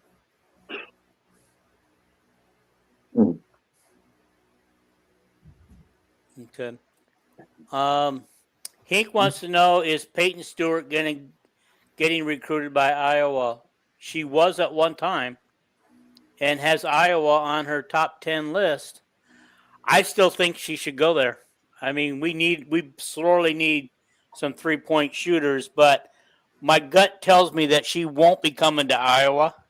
She doesn't even have I was not even interested in her. Well, then why is Iowa in her top 10 if she didn't get an offer? How many times do I have to explain that on podcasts? Her dad puts her up, just posts that shit. You know? Sure, you can dial up highlights of her hitting 3-pointer after 3-pointer and handling the ball, but when she's kind of a frail, not very physical person that, you know, I don't want to talk about her every week that the Iowa coaches have told her dad to quit posting that shit, you know, but. Okay. Well, her dad's a friend of mine, so let's be careful about what we say here. Well, tell him if he's a big friend, tell him to stop it. That's not up to me. All righty. Let's move into our bold predictions. I'm here to tell the truth, so. All right. Go ahead. All righty, guys. My first bold prediction is Moulton rushes for 1,000 yards this year. I think that's easily done if he's the main back. I think he will be. I think he had 800 and some yards last year, and he missed 3 games. So. There you go. Yeah. Maybe it's not such a bold prediction. Well, it is. My next bold prediction is Brown will be our QB, and because he's our QB, he will throw for 2,000 yards. Yeah. Okay, I'm going to post this other thing about Peyton real quick, this comment. Her dad is doing his job, and that's to help sell her. Well, I just want says, people to sell not happening with 4 backs. Oh, okay. He doesn't think Moulton's going to get 1,000 because we have 4 backs. That could be. I remember one year we had 2 running backs right at around 1,000, and then Wadley had 600-700. That was 2015 when we went 12-0. I predict Molden will have a 100-yard rushing game, at least one this year. For his Oh, first that's time. not bold. That's not bold. He hasn't done it yet. He had 100. He had a game last year with 102, and then his last carry he lost 4 yards. Yep. There you go. He hasn't done it yet. Yeah, Xavier Williams had 120 some yards against Albany. Your turn. Okay. Well, By the anyway, way- I want to read what Hink has to say real quick. He says, buy on the QB for Brown, but no way he gets 2,000 passing yards. That's absurd. Well, that's why we call these bold predictions. And Hink agrees with Rick and on the 100 yards thing. Ron. Uh, All right. Okay. Whose turn is it to give me something? Do Bold you have any predictions. bold predictions, Rick? Yeah, I got right here. All right. So to counteract or go against the last person's comment, I'm going to say Iowa will have a 3,000-yard passer this season. That is bold. I know it's going to be. That is bold. That is bold. I'm saying 3,000. Why not? But I think if they're going to pass that many yards, it has to be Brown at the quarterback because he's more apt to throw that many yards. Whereas I don't know. Helinski will probably run for a lot of At his spring yards. practice, Hecklinski, he was moving the chains, whereas Brown wasn't. Oh, he wasn't? Okay. Hecklins. I want to say that I'm biased because I want Hecklinski's the guy I have a feeling that's going to be the best one. But it's because I'm biased. I try not to be biased on here. But Hecklinski will not run the ball a lot. He's too frail. He'll get killed. Yeah. You know, he's a very, very nimble kid, and he's going to run when he has to. But please get down and get out of bounds. You know, On the slide. yeah. You've seen him. He's not very big, right? He's 5'9". They list him at 5'11". He said he's a little taller than Pavia. He said that after the bowl game. He said Brown said that? No, Hecklinski Okay. is only is listed at 5'11", and he said I ran out to make sure I was taller than Pavia. Pavia was like 5'7", and he said I am taller than Pavia, but he's not 5'11". You know, he's a little guy. But, Okay. But he can't While we're on this stuff, Toll House says Nate Stanley was the last Iowa quarterback to throw for 300 yards in a game. Yeah. 2019. Yeah. Hink Well, he says threw for- no. It will be Helinski because he's the gunslinger. And Hink says I will say 500 passing yards. Woo! 500. That is a bold prediction. That's Against bold. who? I think Stanley hit about 400 yards in a game against maybe Ohio State game. Yeah. And then he had wild. his first game he ever played. He couldn't complete a pass his first quarter at Iowa State. Then he led them back. I think they won in overtime, or he hit a 2-point conversion right at the end of the game to win.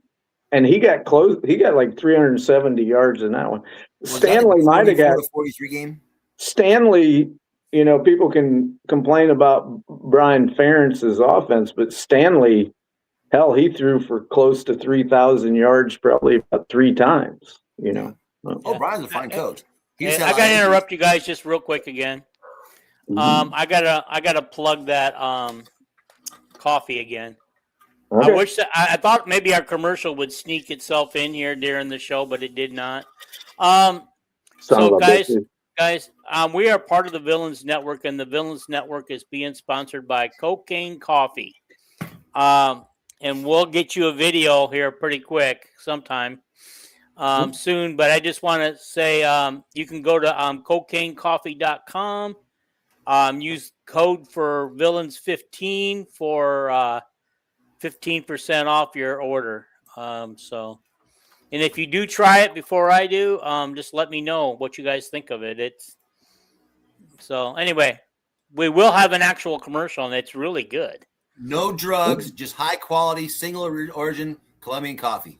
And you get 15% off, people. Yep. 100% Colombian. Yep. No drugs. Toehouse says Deacon Hill threw for 300 yards, but unfortunately they were not completions. Yeah. Picks, interceptions, touchdowns, pick sixes. How many do you have, by the way, pick sixes? 3 or 4? I don't remember. I remember him fumbling a lot. I know he had one in the bowl game against Tennessee, I think. Oh, I might know how he did. He had one against, was it Ohio State? I can't remember. Anyway, he was not good. I remember Peters throwing a pick six on his first pass at Ohio State, threw it right to the linebacker. No Iowa guy. That was a bad stretch, man. Yep. Bad stretch. Did you have another bold prediction, Rick? You just gave one, didn't you? Well, I can give more. I don't know. Yeah. We want to get through the list before Iowa Hawkeyes men's baseball team will reach Omaha this year. Damn. No, that is a bold prediction. Yeah. I hope they ain't just playing a regular season game there. Have they ever reached Omaha? Oh, hell yeah. Yes, okay. Alrighty. Deacon Hill Field. Yeah. Okay. Jim Sundberg was the catcher for going back. Now, Toll House says, I say we name the field after Deacon Hill. Brilliant. Okay, I'm having issues again. Hink says, bold take, Diaz will have 500 receiving yards. Well, here's my bold take. I said that Vanderzee would have 1,000 yards, and that would be a bold take because I don't think we've ever had a receiver. That'd be what? 50 catches at 20 yards? Mm-hmm. That'd be a lot for an Iowa receiver. It would be. It would be. We had some big wide receiver yards back when DJK and Marvin McNutt. I think DJK. What was the name of it? Was it Trevon Martin? Oh. Somebody ended up being the all-time receiver at Iowa. Manly Martin. Is that it? Dexter Manly Martin. Yeah. But anyway, I know DJK was really. But that is a bold take, Dean. So yeah, it is. McNutt had 800, they think, according to Hink. Alrighty. Here's another bold take for me. The offense will average 34 points this year, but the defense will give up about nearly 20 a game. So 2 touchdowns. Kevon Martin Manley. Kelly Martin Manley. Kayvon. It was Kelly. I said Dexter Martin Manley. Dexter Manley. Was he the Washington Redskin? Dexter Manley. Am I wrong? Was it not Kelly Martin Manley? No, it was Kayvon. Okay. Kayvon. Yeah, I knew that both of those were wrong, but I just went along with it because I couldn't think of it myself. Good thing we got people like Hink keeping us on our toes tonight. You got another bold position there, Rick?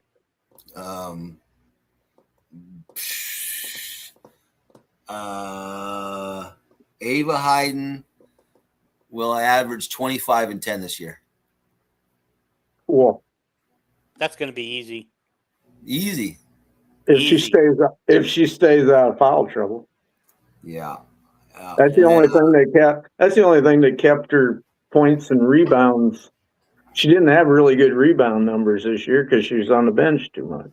Yeah. Now here's the sad thing about it is Layla Hayes has got to make some strides in improvement this year because we don't have Hannah anymore, who was when they got in foul trouble. Hannah would take over the post. Yeah. A little truth telling by I don't know if you guys watch Chit Chat and not Ava, but Layla. Their podcast is 20,000 times better than Jada's was. They had Tate Sage and Trey Thompson on yesterday, and today they had Journey Houston on.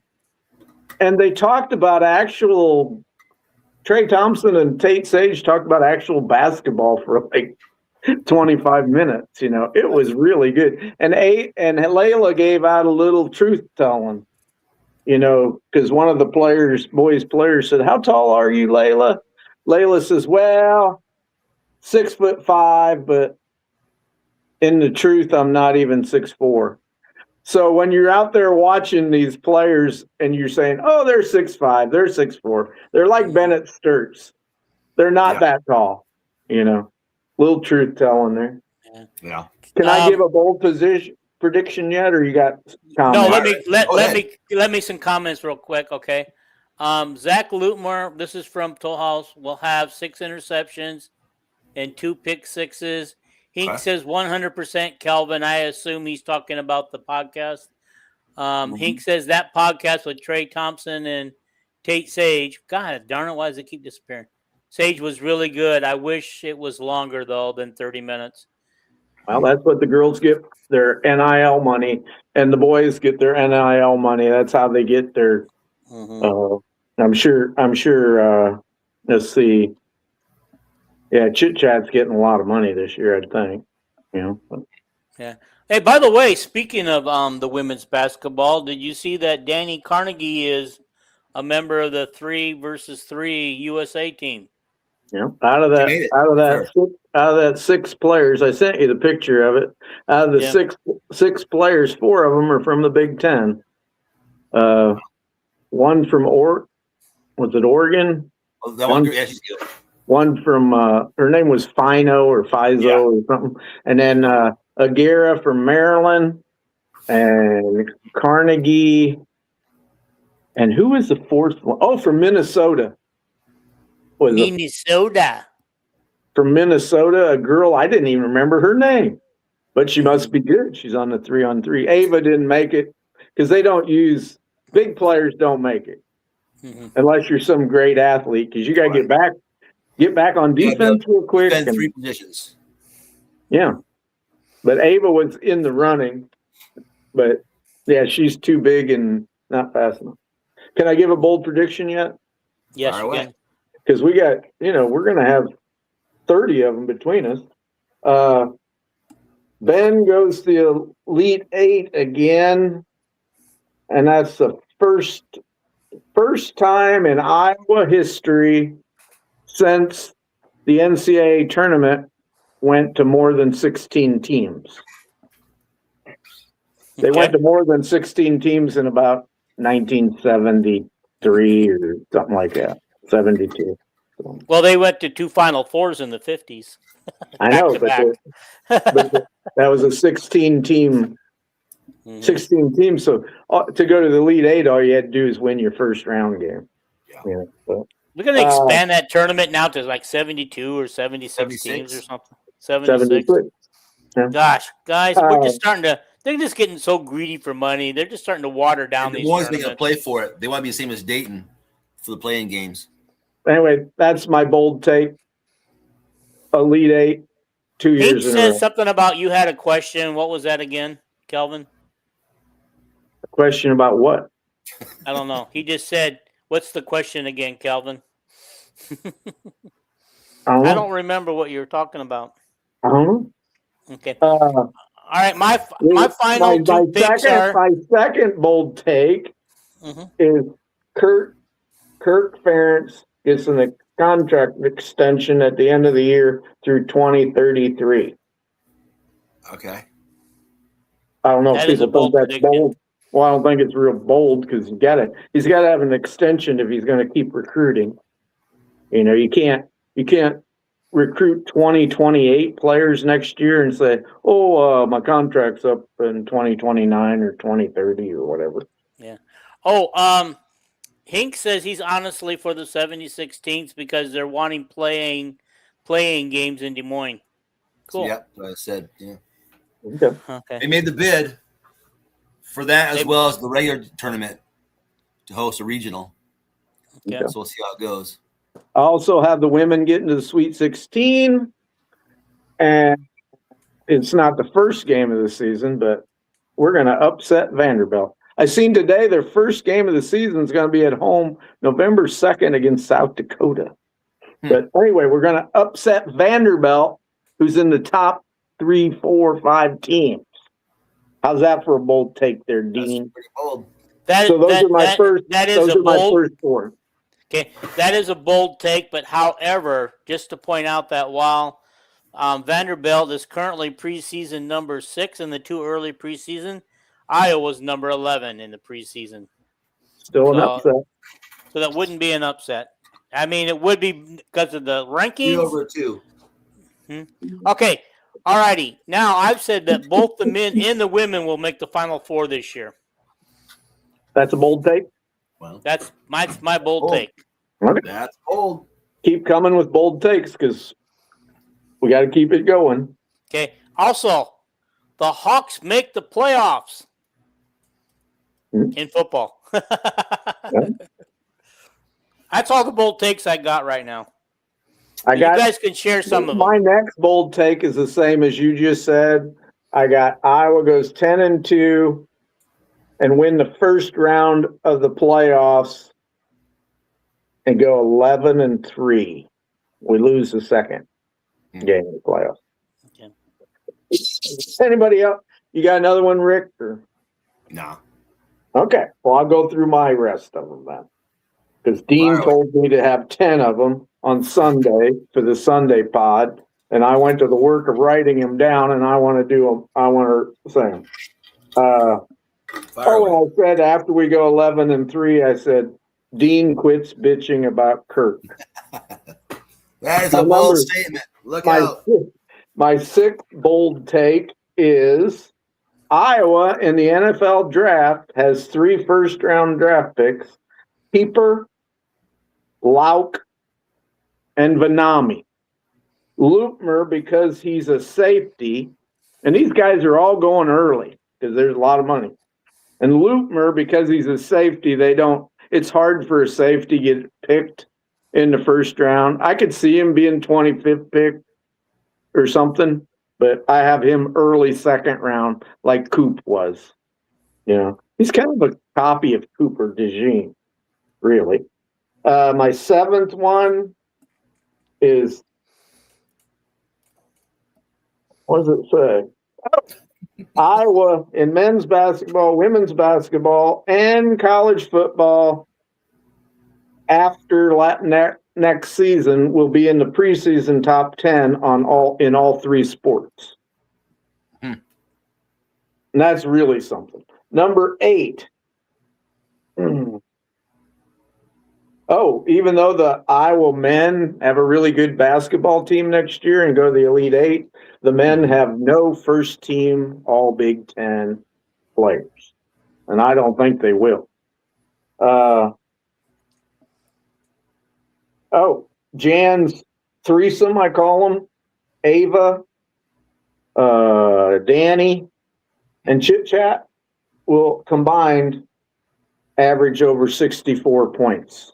I have Ava going for 28 a game if she stays out of foul trouble. Wow. And my last one, if she goes for 28 points, right? Right. To get to 64, that's 36 more, right? So them other 2 players would have to combine for 18 points each. Mm-hmm. Or one of them for 20 and one for 16. Yeah. So, All right, I'm going to catch my up. last one is a new contracts also for Jan Jensen, whose contract only has like 1 or 2 years left. And Beth Getz will get a new contract to keep her from going to Michigan State, Wisconsin, or another big school. Or the WNBA. Yeah. Okay, let me catch you guys up to the recent comments, okay? Yeah. Hink says buy or sell, the men make the Sweet 16. I think when I said the Hawks make the playoffs in football, Hink says I don't think that's bold. That just should be the expectation to make the playoffs. Tollhouse, the final comment here, says the 2029 NFL draft will feature an Iowa quarterback taken in the first round. Wow. Wow. Yeah. I don't. Wow. Yeah, I don't really see that. I know Hank Brown has the size and arm to do that, but again, my favorite's Hecklinski. I shouldn't say that because I know nothing about it. But Okay. Now he said an Iowa quarterback, but maybe he doesn't mean the University of point. Iowa quarterback. Yeah, yeah. It's Alex Mansky who goes to Penn State, the Iowa high school guy, or it could be we get some big portal guy, right? Mm-hmm. You I don't know. think. I think if we were going to go after a portal quarterback, we would have done so. I think they were happy with Brown and Helinski and the people that they have now currently in the room and who they have committed. My favorite quarterback on tape, I finally seen it today. I sent it to you guys in the messenger. I know I send a lot of shit, but I want to share all the information. This guy who did not know Iowa very good. He broke down Santa Benez's high school tape. He's my favorite tape I've ever seen of a high school quarterback. I'm thinking through all of them all the way back to when Hayden was here. That's my favorite tape of anybody that actually is supposedly coming to Iowa. I have a question for you, Kelvin. Yeah. Were you before Hank said Bessinger? Yeah. Before Hayden took over and started winning with the Iowa program, how closely were you following the Iowa program before that through Bub Cummings and? I was in high school, but I was following recruiting when John Lazar in 1975, probably, or 74 from North Tama. I was following recruiting back to Jim Jensen. I was probably like 12 years old. Jim Jensen from Davenport Central. I was so high hurdle guy. You know, he was a great NFL. He went to the NFL and played for Dallas and the Denver Broncos. Yeah, I followed it, you know, and Cummings did a pretty good job of recruiting. You know, he got 3 parade All-Americans in 1 year. You got John Hardy, Petrozelka, and Denny Martin, all from the state of Iowa. There were 4 parade All-Americans in the state of Iowa that year. It was ridiculous. One went to Notre Dame and then them 3. So, yeah, I followed it, you know. I followed it before Hayden, you know, but I just wanted to see. Yeah. Okay. I'm looking for my commercial. It's not here yet. So next show, I hope to have it up and running for you guys. I think both the guys that can upload it for us are both on working tonight. You got more on the agenda? No, that's where I ended it. We got 2 more things. Okay, what do you got? Quickly, Caitlin's game last night, and then wrapping up Sorsby. Thank God. I said on a podcast last week that Sorsby would never play. Nobody would play him if they did Texas Tech, and it was stupid, you know. And I said he would never play, and if he did, teams aren't going to pay him. And if they did play him, the College Football Playoff Committee would not let them into the playoffs, and they could sue all they wanted to, but the playoffs would be over by time. And thank God, Texas Tech said they were astonished there was so much of a blow-up about it. Good God. So they came to a mutual agreement that he wasn't going to play this year, and he's going to go to the supplemental draft. I didn't even know there was such thing as a supplemental draft until today. Oh, yeah, Steve Walsh and Bernie Kosar, a couple Miami quarterbacks.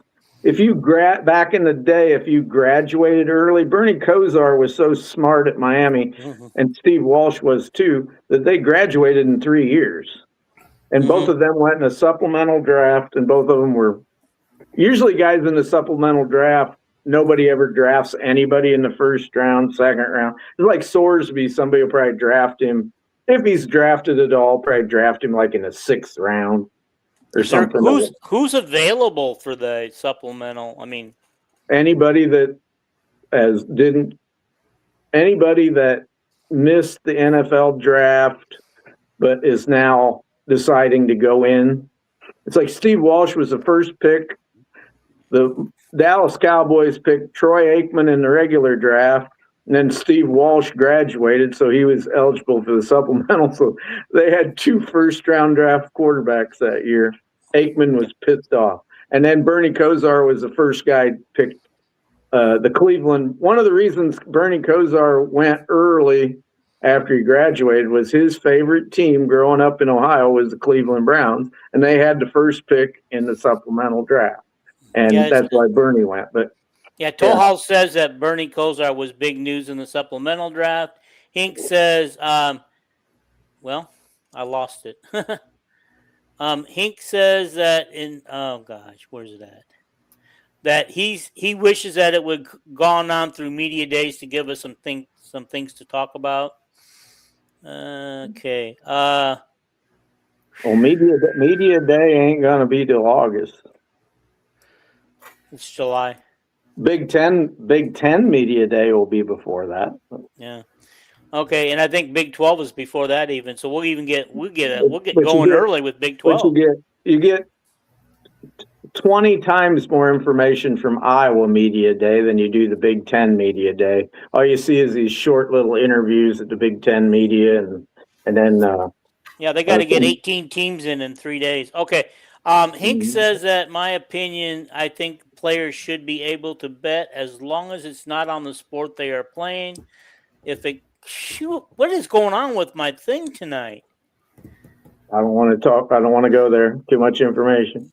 Okay. If a couple football players wants to bet on a game in the World Cup, go for it. It's your money, not mine. They can bet. They can bet in the World Cup. Okay. They can't. Trent? Oh no, they can't because we have soccer at Iowa, don't we? So you can't bet on any sport that your college has as a sport. Noah Shannon got in trouble because he voted on it. He bet on an Iowa basketball game, and the big reason for that is you're friends with people on the Iowa basketball team. You could have insider information, and that's a rule that is very. There's a very good reason for that. Hank says they cannot bet on any sports. Trent Green and Kurt Warner, both of the St. Louis Rams, competing against each other are both Iowans. Kudos to Kelvin to think it doesn't have to be the University of Iowa. That was me. That was Dean. That was me. Yeah. But we're an Iowa Hawkeye podcast, so we don't think about anything except the Iowa Hawkeyes.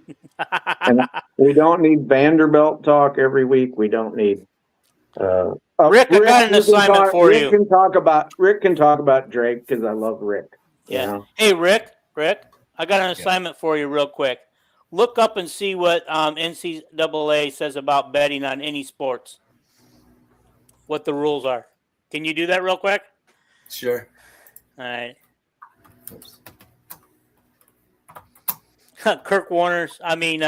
Hank says Kurt Warner was the last time that the Iowa Barnstormers were good. Do they still have a team? Yeah, I think so.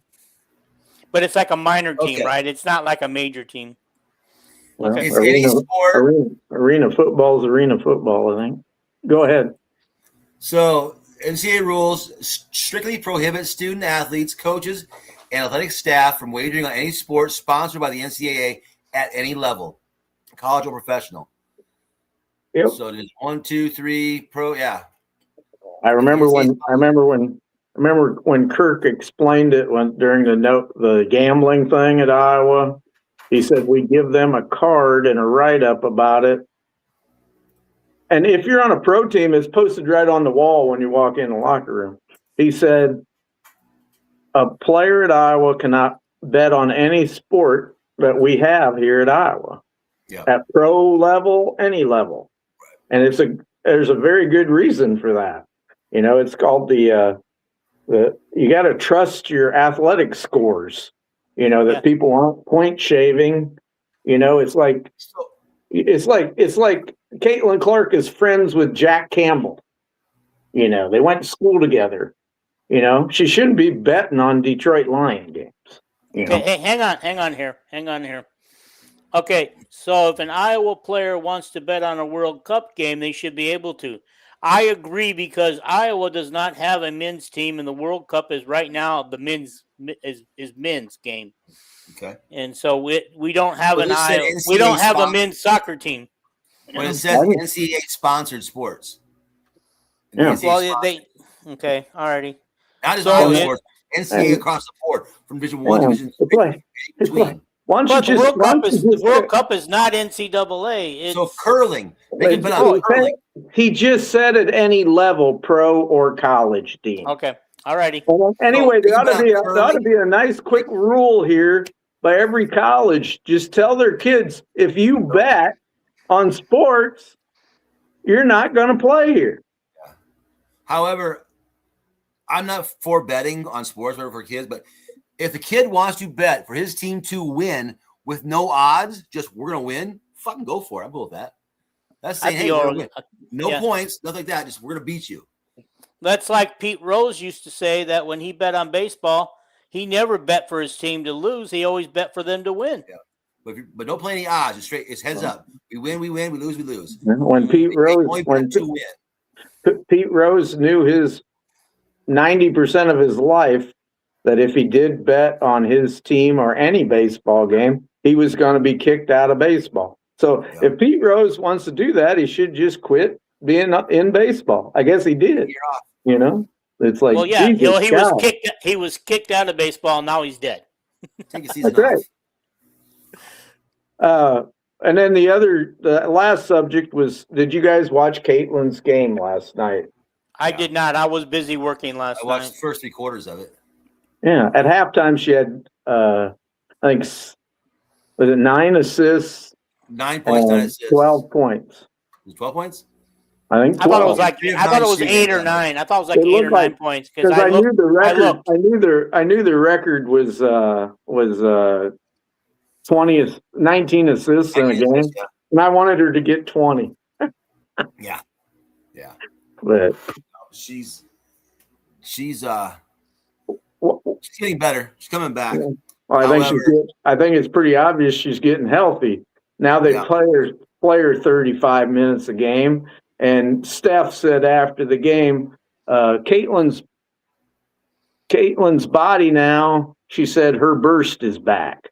Yeah, it is. You know, that's why she was playing off the ball more and everything. The thing that me and Rick talk about WNBA once in a while on Messenger or something. The thing that is like the boats on the water are all have to settle to the same level.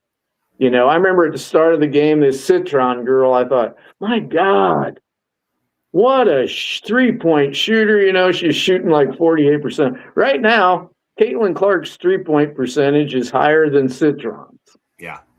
It's like, especially for last week. Well, I'm talking about for the season.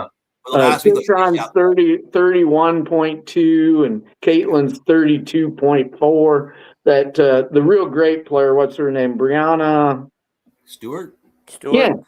She's shooting like 30% or something from 3. You know, she kicked Iowa's butt, and not Iowa, but the Fever's butt.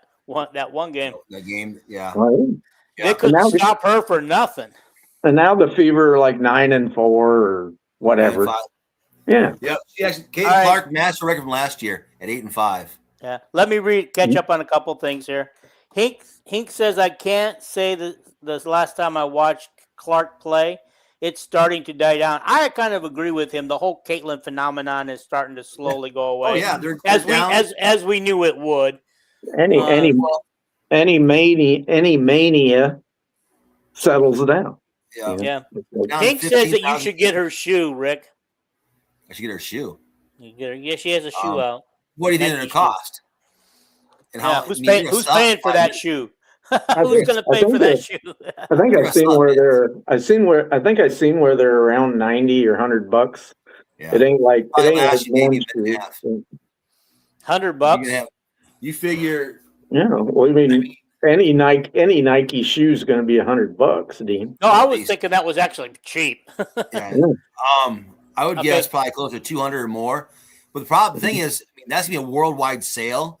They're gonna sell out in minutes. They really will, if they even last that long. And people all the planet want them.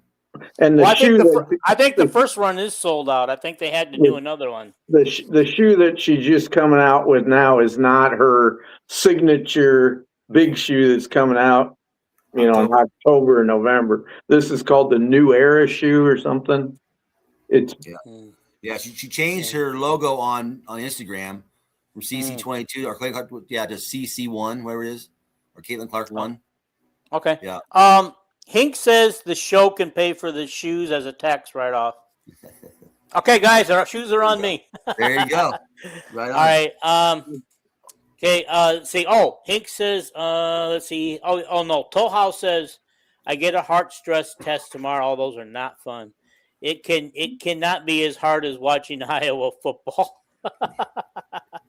Must not like watching winning. Yeah. Have you guys ever had a heart stress test? No, my heart always tested shoveling, I guess. Yeah. Lifting weights. Oh, by the way,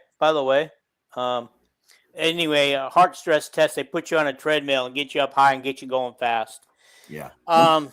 That's really hard to do. But today I had put my heart really to a test. I had to move 9 big bags of mulch from my car to a customer's house, but I couldn't get anywhere near the house. Oh my God! It's like walking across. I don't have a wheelbarrow. Wow. And their instructions were stack it neat, not in front of the door, not in front of the garage, and not in any pathway. Throw it in the yard, neat. And they say don't put it on the grass unless it's absolutely necessary. I found a place. And another guy showed up right as I was finishing up with another 9 bags for this guy. And he just followed my lead. Cool. But you know what makes me mad is I didn't get a tip for that. All that hard work, and I didn't get a tip. Really? Some people are a-holes. Yeah. I am once in a while. And then I got a penny tip for delivering 2 pizzas to a guy on Saturday. I said, what a slap in the face. I'd rather have no tip than a penny tip because a penny tip is like a slap in your face. He gave you a penny. Zero tip is they're just cheap. Yeah, a penny tip that's worse. Yeah, I would say no thank you. You can keep it. Mm-hmm. Well, no, they don't hand it to you in cash. You get it on the app? Yeah, you get it on the app. They give it to you on the app. Put a penny tip on the app? Nice. Yeah, you put a penny on the app. Oh, so back to WNBA. Everybody talks about the Fever and the Aces and the Lynx and the Liberty. Team to watch, the Dallas Wings. They are loaded. Are they playing right now? Are they playing right now, Rick? They're playing tonight, They play tonight. I wanted you to turn to your computer and tell me what the game is doing. But. I mean, you think about hey guys, guards. They have Arike Angubawale. They have Paige Beckers and AZ Fudd, right? That's phenomenally good. Oh my God. However, they have Jessica Shepard, the forward, who is nutty good. I mean, where does she come from? I mean, I know she's Notre Dame and Nebraska, but she's a triple double waiting to happen. Yeah. I mean, literally. And I can't believe how she's improved. She was all Big Ten at Nebraska as like a freshman and sophomore. Freshman but year. She was a girl that could not shoot a free throw. I mean, she probably hit 50% of her free throws. I didn't look it up. Right? That's what I remember about her. What position does he play now? Power forward? Yeah, she's a 4. Okay. All right. She's and she can pass. I mean, she passes like Caitlin passes. I mean, the spin, the angles, she's got them all. Okay, I want to get something out there for some people. I'm going to try to get this out there without losing it. Okay. All right. The women have open practice availability this summer, June 25th, July 7th, and July 23rd. I wish I could be there. I need you guys to go and be my reporters. Get my pictures. Get my interviews. Where? Sounds like you're not going to see Danny Carnegie. She's going to be was that in Venezuela or something where they're playing that tournament? Yeah, And of wherever. course, Yeah. Stromdahl won't be here for a while. I seen Stromdahl put up graduation pictures from high school the other day. Yeah. Okay. Here's a couple of more things. Bob Huffman doesn't feel that CC shot well last night. She does. No. She shoots a lot to get a lot of her points, so she misses more. She had a lot 15 more. shots last night. I think she 15, shot. 21. She shot like over 50% on her twos, but her she was 5-15 with 21 points and 14 assists. Yeah, her I think she was only like 1 out of 8 from 3 points or something like that. Exactly. That's what took, that shot her 50% field goal percentage. And it's a matter of inches for her. You know what I'm saying? She's way off. Well, once she was, but she's double clanking them. I mean, she's just a little bit off. Yeah, that's how all these women are shooting 31% and 32% from the 3-point. It's hard to be consistent, All right. Especially hey, Kelvin, will you go to press conferences if I get you credentials? Hell no. Okay. For where? Pink, will you go if I get you credentials? For what sport? Rick. I'm asking what sport. Oh, any of the sports. Was T. Hank the one? Was it T. Hank or somebody else that said Iowa football was painful to watch or something? I would actually do it for you. Seriously. If you can get them, I'll go. Okay. This is what I was going to bring up. Caitlin Clark is currently 5th in the WNBA All-Star voting. Yeah. 55,000 behind Asia. Yeah, she's one of the 5 players that are over 200,000 votes. Yep. Okay. Also, here's a question by Hink. Isn't Paige Becker's date AZ Fudd? Yes. That's how supposed to work. How's that supposed to work out? Works pretty well so far. Only time will tell if you're talking about how their relationship will work out. Yeah, as far as on the court is good. Well, I would think anybody would, when you get on the court or on the football field, those thoughts are not in either one of them, either one of their head. It's like, by the way, my God, this guy, I got to guard this person, or I got to get by this person. I think Becker's is like number 3 on the All-Star list. 2, I think. Okay, that could be. AZ Fudd is down a few notches, but she's in the top 10. Yeah, Leah Boston's 3rd, I think. Yeah. And Caitlin's 5th. Kia Stokes was number 11, which kind of surprised me. But it's these teams that have a lot of record crowds, like these, like the Valkyries and Toronto and Seattle. Is it Seattle? It's an expansion team. Their players are going to get more votes. Right. Yep. Portland. All right. Okay. All righty. Hink says that he'll be your helper, Rick, if I can get you credentials. Cool. Okay. Guys, I think this is a good place to wrap it up for the night. I hope we're back on Sunday. And I hope to be able to run our full thing. But again, just to remind you guys that we are part of the Villains Network, and the Villains Network is sponsored by Caffeine Coffee. And if you go to caffeinecoffee.com and want to order some coffee, use the promo code Villains15 what did I say? Caffeine. Oh, okay. Cocaine Coffee. Cocainecoffee.com and use code Villains15 for 15% off your order. Yep. I will be a guinea pig and order a bag for my wife. I want to tell you, Dean, that I want to help you on Sunday and Wednesday, but if I can, I'm just telling you that might not be able to. Okay. Somebody I know going to be in town? No. Okay. Well, I'll be in town. You know me. Yeah. All right. But I'm just giving you the heads up that I'll probably be able to, but I'm not sure. So. Yeah. Yeah. Okay. All righty. I'll see if we can get Paul as a backup. So, oh, by the way, Paul arranged for us to do a John Lazar interview before he went MIA, and I want to see if he can still do that interview. Now there was a couple other guys he talked to. Was it Scott Slutzker? And of course, I'm friends with Slutzker and Lazar on Facebook. But all right, anyway, we got to get out of here, guys. We've been here long enough. Although we're reaching a pretty decent high in viewers, guys. I will share this out later for you guys. Anyway, we're going to get out of here, and I wish you all a good night. See you on Sunday. And also, don't forget about the cocainecoffee.com and use Villains15 for your promo code. Villain15. Guys, we may not get out of here. My thing ain't working. All right, well, so back to the WNBA. Who else we got going on? Oh, scores. So Valkyrie and Dallas are playing right now. They're tied. The Liberty were up 4 with 55 seconds to go. Minnesota is beating, I forget who. And the Aces play Phoenix later tonight. So Mystics were playing early.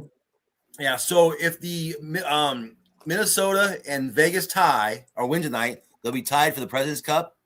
And I believe the Aces beat Minnesota, so therefore they'll go to play New York. You mean the Fever are out of it? They're not in it no longer? They lost to New York. I got a question for Rick. Yeah. Kennedy Carter, who was just analytically, she was the number one player in the league there for a while, even though she wasn't starting. Is she hurt? Is she in trouble again? Why is she not? She had a bit of a breakdown. She crashed out. They call it. The kids would say. I know she was upset that she wasn't starting. Her numbers were ridiculous, Rick. Yeah, they are. She lashed out online, and therefore, you can't do that, because her coach won't take that shit. But as far as I know, she's not hurting anyway. It's just a matter of getting her shit straight as far as mentally goes to get back on the team's graces. God, she's a great athlete. Oh yeah, she's good. She's crazy good. Yeah. I mean, that team would be crazy loaded if she can get her head straight, because you'd have what's her face, Asia, Jackie Young, who played with Jessica Shepard at Notre Dame and Enrique at Notre Dame in 2018. They won the national championship. You had what's her face, the point guard. What is her name? Gray or Chelsea Gray. Yeah, Joel Lloyd. Lucy Olson was playing a lot in the first half for the Mystics tonight. I was kind of excited about that. Yeah, it looks like she's not going back to the Fire in Australia, in the Australian League. She wasn't listed on the as the team that was returning. Well, getting that pay raise that Caitlin got, everybody, helps. If you're on a WNBA roster, she's due a nice pay bump next year. Lucy played 20 minutes, had 6 points, 2 rebounds, 2 assists, and a steal.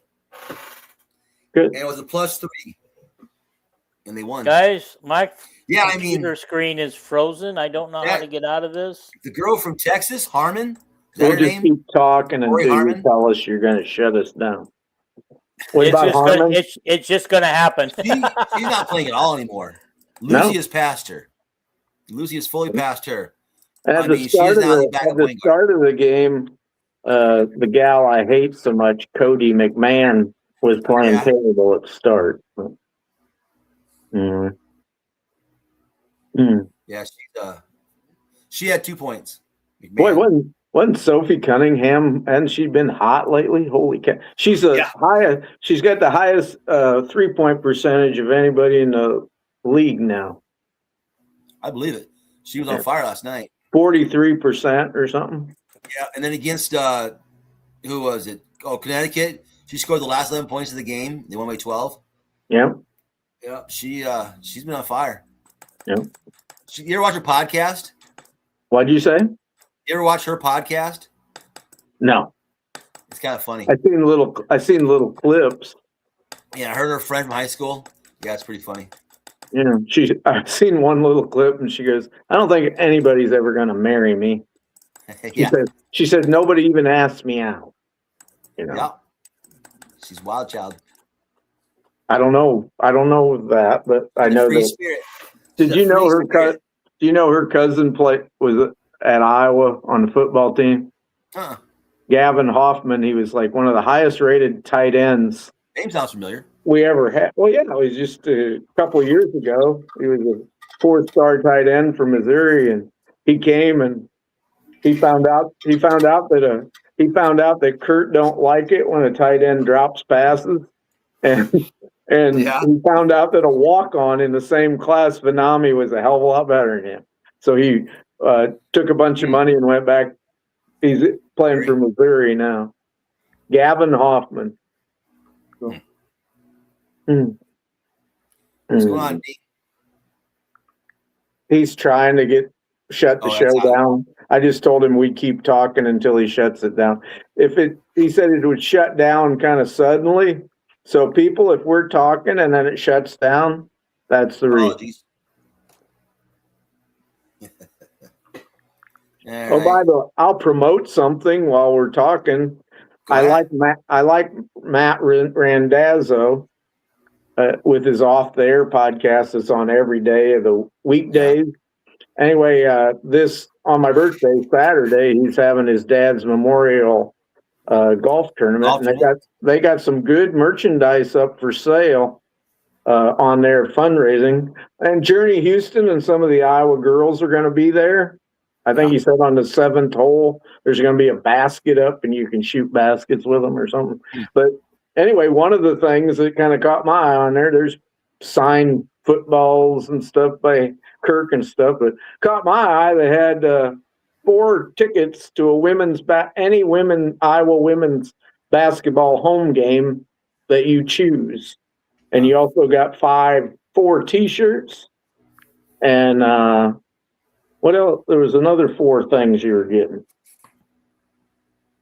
What the hell was the other 4 things? But anyway, and they were starting the package at $250, which I know that's high price for 4 tickets to an Iowa women's game. But you got the other 4 things. I don't know why I can't remember what the other 4 things was on top of the T-shirts. But anyway, you can go to Randazzo has a website up where you can bid online on them, and you can probably go to the golf tournament and bid live too. But anyway, help out Matt a little bit. So this says June 25th, July 7th, July 23rd. T-Hink. What's that for? That is open practice availability for the women. For the women. Yeah. Cool. Anyway, I'm so frozen, guys. I can't do anything outside of what the video's doing. I have requested my people to come in and the thing for us because I just can't X out of it because the show will still be going. So what if you X'd out, or what if you actually X'd out of it, restart your computer, and then log back into it? Could you do it then? I don't know. Why don't you log out? We'll stay on here and then try logging back in. And try it then. Okay, Dean? I might lose you, but I'll try it. You disappeared from our screen before, and that didn't happen. Restart your computer and everything, all the way from scratch. Hey, Rick, did you hear that my birthday's Saturday? Oh, well, I said that golf tournament's on my birthday. I don't know what Rick and Dean are going to get me for my birthday, but what do you want? A penny. A penny? I don't want anything. I just want to be friends with everybody. So cool. Any comments that are up there? I can see the one with the dates from T-Hink. But if there's still people in the audience watching us, the question earlier was posed to the audience was, there are 3 Iowa Hawkeyes who have been nominated to the NCAA College Football Hall of Fame: Brad Banks, Dallas Clark, and Adrian Claiborne.